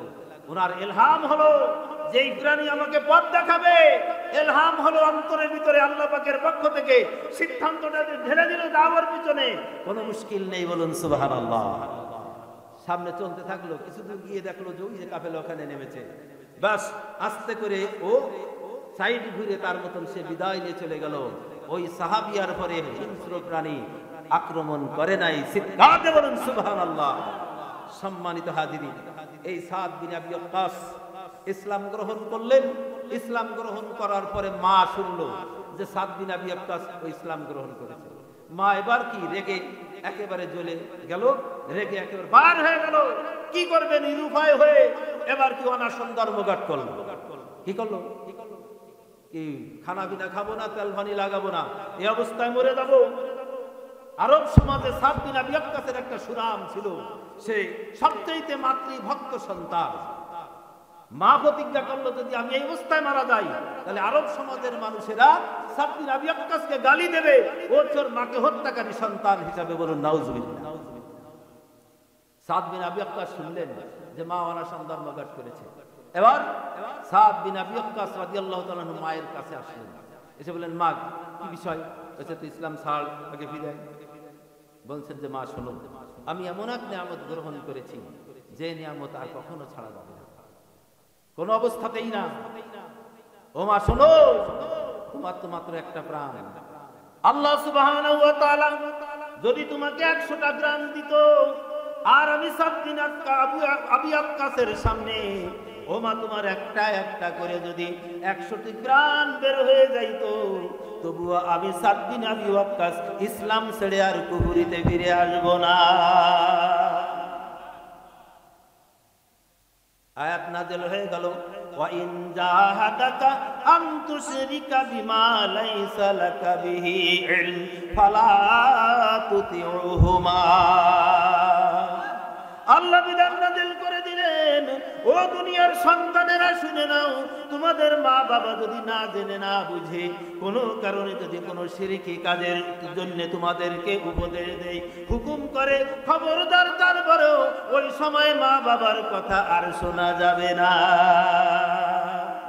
ও মা বোনেরা ভালো করে শুনে রাখেন, সন্তানদেরকে নির্দেশ কেমনে দিবেন বুঝে রাখেন। শিরকি কাজের কোনো নির্দেশ দিতে পারবেন না, মন্দ কাজের কোনো নির্দেশ দিতে পারবেন না। মন্দ কাজের নির্দেশ যদি দেন, সন্তান যদি না শোনে, ওই সন্তানকে যদি আপনি শাসন করেন গুনাহগার হয়ে যাবেন। ও মা বাবারা হিসাব করে সন্তানকে চালাতে হবে। সম্মানিত উপস্থিতি, বলতেছিলাম যে মা বাবার জন্য নামাজ ছেড়ে দেওয়া ফরজ হয়ে গেল, সেই মা বাবার কথা আবার অমান্য করাও ফরজ হলো কিনা? এবার যদি কোনো মা বাবা কি করে, মা বাবার কথায় যখন কোরআনের বিপরীত কোনো দল করা যাবে না, কোরআনের বিপরীত কোনো পথে চলা যাবে না, তাহলে এই দুনিয়ায় কোন নেতার কথা মতন, কোন নেতার পিছনে মুসলমান চলবে হিসাব করে কি ভাবা যাবে না? যাবে? হিসাব করে ভাবা যাবে না? কি বলে বোঝেননি কথা? হিসাব করে পাওয়া যাবে। চলতে হবে যারা কোরআনের পথে ডাকে মানুষকে, তাদের পথে। কোরআনের বিপরীত পথে যারা ডাকে, ওই নেতার পিছনে চলা যাবে না, ওই নেতার ডাক শোনা যাবে না। কথা ঠিক আছে নাকি? যদি ওই নেতার পিছনে চলা হয় তাহলে কি হবে? শিরকির পথে চলা হবে। কথা ঠিক কিনা? এবার বলেন, যদি কেউ শিরক করে তাহলে সে কি জান্নাতে যাবে নাকি? শিরক করলে ঈমান থাকবে? শিরক করলে সাথে সাথে ঈমান থেকে খারিজ হয়ে যাবে। এজন্য কিছু প্রবাদ আছে, কথা আছে। আমাদের দেশে আমরা শিরিক না জানার কারণে অনেক, বিশেষ করে মা বোনেরা কি করেন, ভক্তির চোটে ঈমান হারায় ফেলেন। বলবেন সে আবার কি? অনেক সময় বলি আল্লাহ একেবারে হাতে ধরে বাঁচাইছে, তা না দিয়ে বাঁচার কথা ছিল। কি বলে কি বলে না, আল্লাহ ভাই ঠেলে ধুয়ে গেছে, আল্লাহ মুখ তুলে চাইলো তাই দিতে কাজটা হয়েছে, তা না দেওয়ার কথা না। আল্লাহর মুখ, আল্লাহর পা, আল্লাহর হাত, আল্লাহর অঙ্গ প্রত্যঙ্গ ডাইরেক্ট এভাবে করা আহলে সুন্নাত ওয়াল জামাতের আকীদা অনুযায়ী সম্পূর্ণ হারাম। যারা এটা করবে তারা শিরক, তারা মুশরিক হয়ে যাবে, ঈমান থেকে খারিজ হয়ে যাবে, ঈমান তাদের ভিতরে আর থাকবে না। আল্লাহ পাকের রহমতের নজরে তাকাইছে, বলবে বাস আলহামদুলিল্লাহ। আল্লাহ কি করেছেন? কুদরতি হাতে করেছেন, বলবে সমস্যা নেই, ভালো হবে। কথা ঠিক আছে? সম্মানিত হাজিরিন, অনেক সময় কি আমরা তর্কের ছলে কি হয়েছে, একজনের বিপরীত আর একজন কথা হয়ে গেছে, এবার কি আমাকে তো জয়ী রাখতে হবে, জিদ আছে কিনা? এই জিদের কারণে তর্ক করতে করতে আমরা অনেক সময় আজি সাহেব, অনেক সময় দরবেশ সাহেব, অনেক সময় কি আমার মতন অনেক হুজুররাও কি তর্কের খাতিরে বাদ দিতে, রাগ তোর কোরআন কোরআন ও ভরে দেখো, বলে কি বলে, যদি এই ভাষা ছেড়ে দেই ঈমান থাকবে? কথা বলেন, ছাড়বে? থাকবে? কোরআনের কথা বলার সাথে সাথে ঈমানদার যে হবে তার দিল আটকে উঠবে, কোরআন বলে। কি কথা ঠিক আছে কিনা? কিন্তু তার দিল আটকে উঠলো না, বরং আরো কঠিন হয়ে গেল। বলে রাগ তোর কোরআন, তোর কোরআন কোরআন পরে দেখো মানি নেবে বলে যদি ফেলে, সাথে সাথে ঈমান থেকে খারিজ হয়ে যাবে, ঈমান আর থাকবে না। আর এই বেঈমানি অবস্থায় যদি নামাজ পড়ে, রোজা রাখে, হজ করে, যাকাত দেয়, লাভ হবে? কি বুঝলেন? লাভ হবে? লাভ হবে না। শোনেন মুসলমান, ইমানদারের পরিপূর্ণ সংজ্ঞার আরো অনেক কথা বাকি। আল্লাহ নবী বলেছেন, আল্লাহ নবী বলেন, লা ইউমিনু আহাদুকুম হাত্তা আকুনা হাব্বা ইলাইহি মিন ওয়ালিদিহি ওয়া ওয়ালাদিহি ওয়ান নাসি আজমাইন। আল্লাহ নবী বলেন, আমার সাহাবারা, উম্মতেরা শুনে নাও, আমি মুহাম্মদুর রাসূলুল্লাহ সাল্লাল্লাহু আলাইহি ওয়াসাল্লামকে যে ব্যক্তি নিজের জীবনের চাইতে, নিজের মা বাবা, ভাই বোন, দুনিয়ার সব মানুষ সবার চাইতে যতক্ষণ পর্যন্ত বেশি ভালোবাসতে পারবে, ততক্ষণ পর্যন্ত ওই ব্যক্তি ঈমানদার হবে না। আমি কি আল্লাহর নবীকে আমার জীবনের চাইতে বেশি ভালোবাসতে পেরেছি? আমার মা বাবার চাইতে বেশি ভালোবাসতে পেরেছি? আমার ভাই বোনের চাইতে বেশি ভালোবাসতে পেরেছি? তাহলে রসুলের এই কথাই কি ঈমানদার হতে পেরেছি? কথা বলেন, ঈমানদার হতে পেরেছি? আমার বাপকে যখন কেউ গালি দেয়, হাতা গুছানোর সময় দেয়, অমনি দাঁত ফেলায় দেয়। কি কথা ঠিক আছে কিনা? অমনি দাঁত ফেলায় দেয়। আর যখন কি করা হয়, নবীকে গালি দেওয়া হয়, আমি আস্তে চুপ করে মসজিদের ভিতরে ঢুকে যাই। ঈমান আছে আমার? কথা বলেন, ঈমান আছে? নবীকে গালি দেওয়া হচ্ছে, আর এই জন্য ডাক দেওয়া হচ্ছে, আমরা প্রতিবাদ জানাই, একটু মিছিল করি। এরপরে যারা ফলান দেয়, মিছিলে যায় না, ওকে ঈমান আছে নাকি? কথা বলেন, ঈমান আছে নাকি? নবী বাপকে গালি দেওয়ার কারণে আইন পাস করা হচ্ছে, তার জন্য এই শাস্তি। নবীকে গালি দেওয়ার কারণে কোনো আইন তৈরি হয় না, বরং নবীকে গালি দেওয়ার সঙ্গে সঙ্গে তাকে বাঁচানোর ব্যবস্থা করা হয়। এই কামগুলি যারা করে, তারা ঈমানদার না কাফের। ও মুসলমান, কোথায় বসবাস করি? কেন আজকে শান্তি নাই দুনিয়ায়? ভালো করে হিসাব করে মিলায় দেখি, আল্লাহর কোরআন রাসূলের হাদিস সামনে রাখি, তাহলে আমাদের কাছে সব স্পষ্ট হয়ে যাবে। সম্মানিত হাজিরিন, হিসাব করতে হবে আগে ঈমানের। ঈমান নিয়ে যদি দুনিয়া থেকে যেতে পারি, তাহলে নাজাতের ফয়সালা হবে। বেঈমান হয়ে যদি দুনিয়া থেকে যাই, আল্লাহর কসম, নাজাতের চিন্তা মোটেই করা যাবে না, সব আমল বিফলে চলে যাবে। ঈমানদার হতে গেলে আপনি আমি কিভাবে বুঝবো? সহজে বোঝার একটা উপায় আল্লাহর নবী আমাদেরকে শোনায় দিয়েছেন। ইযা সাররাতকা হাসানাতুকা ওয়া সাআতুকা সাইয়্যাতুকা ফাআনতা মুমিন। আল্লাহর নবী বললেন, ও আমার সাহাবীরা, অন্য হাদিসে বলেন, ইস্তাফতি কলবাক, ও আমার সাহাবারা, উম্মতেরা, ফতোয়া তোমার মনের কাছে জিজ্ঞাসা করো, তোমার কলব তোমাকে ফতোয়া শোনায় দেবে, বুঝায় দেবে। আল্লাহর নবী এবার বললেন, যখন তোমার দ্বারা কোনো ভালো কাজ হয়, আর ওই ভালো কাজ করতে পেরে তুমি মহা খুশি হয়ে যাও। আর যখন তোমার দ্বারা কোনো গুনাহের কাজ হয়ে যায়, ঈমানদার ভুল করতেই পারে, হতেই পারে, হওয়াই স্বাভাবিক। কি কথা ঠিক কিনা? ঈমানদারের গুনাহ হতেই পারে। গুনাহ হয় না একমাত্র শয়তানের কাজ, একমাত্র মানে গুনাহ হয় না একমাত্র কি ফেরেশতা এবং নবীদের, এরা কোনো গুনাহ করে না। আর দুই নম্বরে হচ্ছে কি, লাগাতার গুনার ভিতরে থাকে, সে হলো একমাত্র শয়তান। আর মাঝে মধ্যে ভুলবশত গুনাহ হয়, সেটা হলো ঈমানদারের। কাজেই এবার কি ঈমানদারের জন্য, এই জন্য মুহাদ্দিসিন ইকরাম, মুফাসসিরিন ইকরাম একমত হয়েছেন, ঈমানদারদের জন্য তওবার অভ্যাস তৈরি করা ওয়াজিব। কেউ কেউ বলেছেন ফরজ, কারণ ভুল তো হতেই পারে, আর ভুল যখন হয়েই যাবে তখন সে তওবা করবে। আর যখন ঈমানদার ভুলের কারণে তওবা করবে, আল্লাহ পাক ওই তওবা কবুল করে ওই বান্দাকে আল্লাহ তাআলা তার বন্ধু বানায় নেবে। এজন্য আল্লাহর নবী একটা মুবারক জবান দিয়ে শোনায়েছেন, ও আমার সাহাবারা, উম্মতেরা, তোমরা বেশি বেশি করে তওবা করো। ফাইন্নী আতুবু ইলাইহি ফি কুল্লি ইয়াউমিন মিআতা মাররা। আমার সাহাবারা, উম্মতেরা, আমার গুনাহ নাই, তারপরও আমি প্রতিদিন 100বার করে তওবা করি। কাজেই তোমরাও তওবা করো, তোমরাও তওবা করো। এই তওবার অভ্যাস যেন ঈমানদারেরা করে, এজন্য রাসূল শোনায় দিলেন, আতাইবুনা হাবিবুল্লাহ। আল্লাহর নবী শোনাইলেন, ও আমার সাহাবারা, উম্মতেরা, শোনো, যদি তওবার অভ্যাস করো, তোমাদের কপাল খুলে যাবে, তোমরা আল্লাহর বন্ধুতে পরিণত হয়ে যাবে। জোরে জোরে বলুন সুবহানাল্লাহ। আমরা কি চাই আল্লাহর বন্ধু হতে? কে কে চাই? এটা হাতে জোর করেন, কে কে চাই? নারায়ে তাকবীর, নারায়ে তাকবীর। আল্লাহ কবুল করেন, সকলে পড়ি আল্লাহুম্মা আমিন। আল্লাহর বন্ধু যদি হতে হয়, কি করতে হবে? তওবার অভ্যাস করতে হবে, তওবার কি পরিবেশ তৈরি করতে হবে। ইন্না লিল্লাহি, একটু দূর চলেন, আল্লাহুম্মা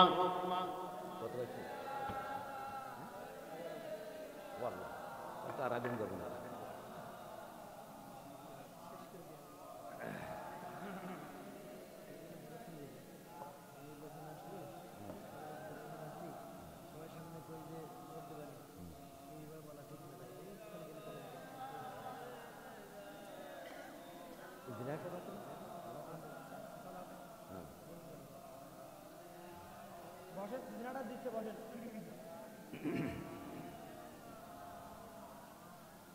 या शफीउ या हबीब या नबी सैयदुना बुला लो अब मदीने में मिटा दो ना तमन्ना अल्लाहुम्मा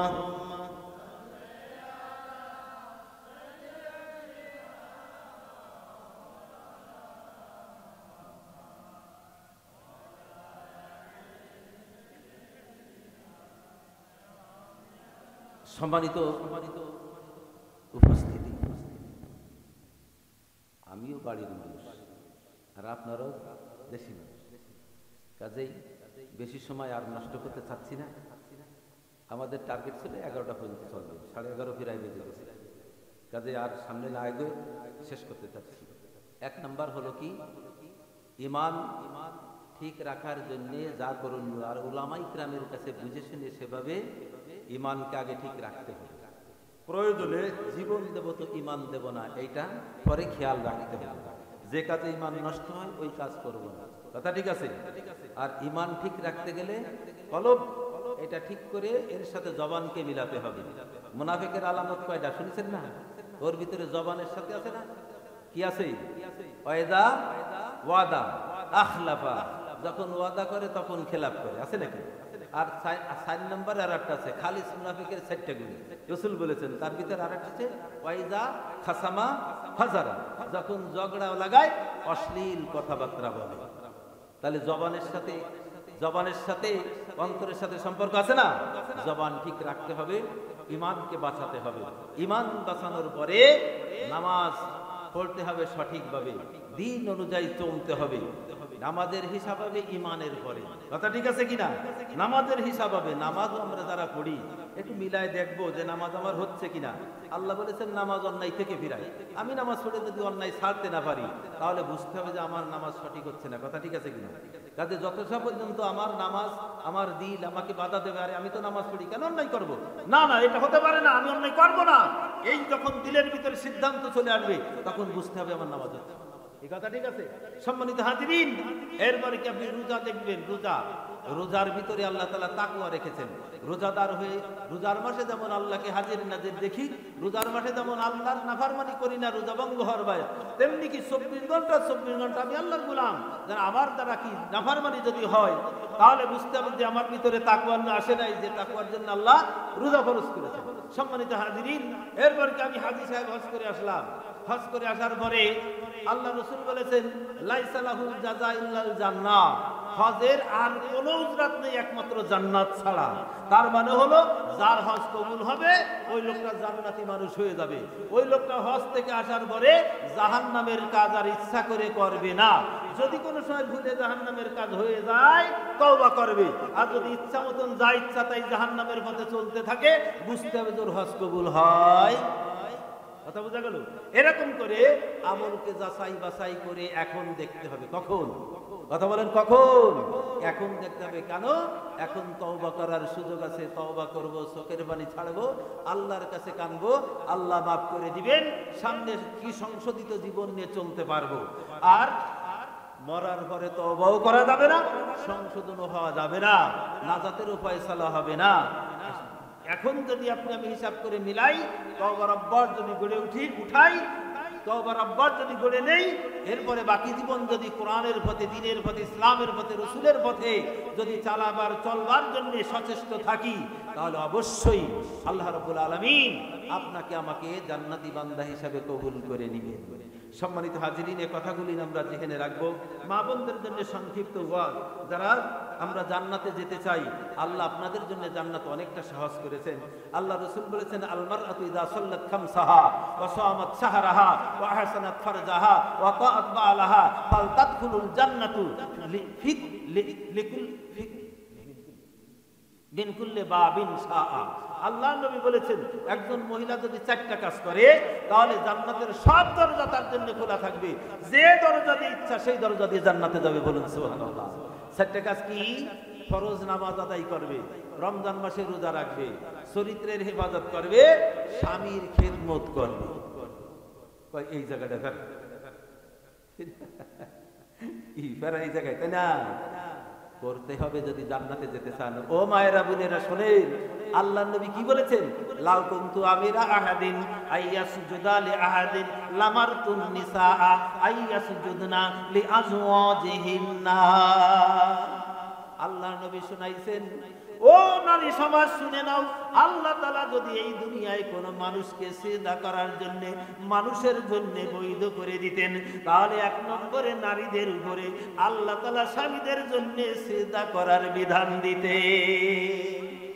যেহেতু কি মানুষ হইয়া মানুষকে সিজদা করার কোনো বিধান আল্লাহ দেন নাই, এই জন্যই শুধু নারীদেরকে স্বামীকে সিজদা করতে বলা হয় না। এখন বুঝে দেখবেন স্বামীর কথা কতটুকুন মানতে হবে। স্বামী যতটুকুন শরীয়ত সম্মত বিষয় আপনাকে নির্দেশ দেবে অতটুকুন আপনাকে মানতেই হবে। তবে আবার স্বামীদেরকেও স্ত্রীদের ভালোবাসতে হবে, তাদের কর্মের সহযোগিতা করতে হবে, আচার ব্যবহার সবকিছু সেরকম আনুগত্য করার মতো দিতেও হবে। এই কথা ঠিক আছে না? এদিকে আমরা খেয়াল করে চলবো। মায়েরা বোনেরা, 4টা কাজ করার জন্য সব সময় চেষ্টা করব। ত্রুটি হলে আল্লাহর কাছে আমরা ক্ষমা চাইবো। আল্লাহ সুবহানাহু ওয়া তাআলা, আমি গুনাহগার, বেইলম বেআমলকে দিয়া যে কথাগুলি না আলোচনা করায় দিলেন, যদি ভুল হয় মালিকের দরবারে ক্ষমা চাই, আল্লাহ যেন মাফ করে দেন। আর সকলের স্মৃতি থেকে সে কথাটুকু মুছে দেন। যে কথাগুলো সঠিকভাবে আল্লাহ বলায় দিয়েছেন, ওই কথাগুলো যেন আমি আমার জীবনে মানতে পারি, আপনারাও যেন আপনাদের জীবনে মানতে পারেন। এই আন্তরিক দোয়া আপনাদের জন্য রেখে সভাপতি সাহেবের কথা এবং দোয়া।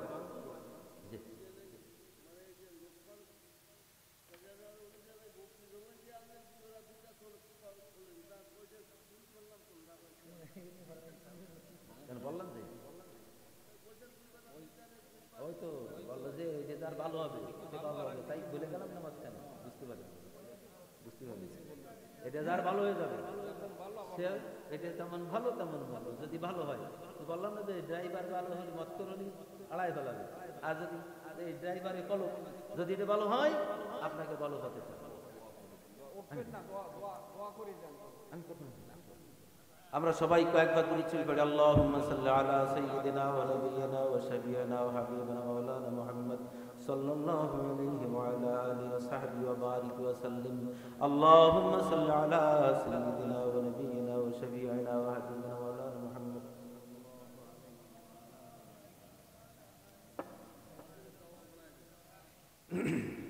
সবাই একবার তওবা পড়ি, আমার সাথে সাথে আপনারা পড়ে দেন।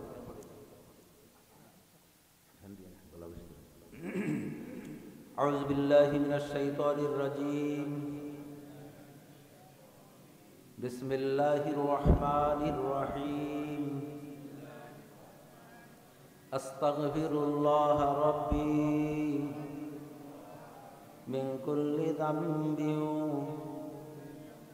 وأتوب إليه ولا حول ولا قوة إلا بالله العلي العظيم. أشهد أن لا إله إلا الله وحده لا شريك له وأشهد أن محمدا عبده ورسوله. لا إله إلا الله محمد رسول الله. اللهم آمين. أستغفر الله ربي من كل ذنب وأتوب إليه وأسأله التوبة والمغفرة والهداية ولا حول ولا قوة إلا بالله العلي العظيم. أستغفر الله لي وللمسلمين والمسلمات وللخلق كلهم أجمعين.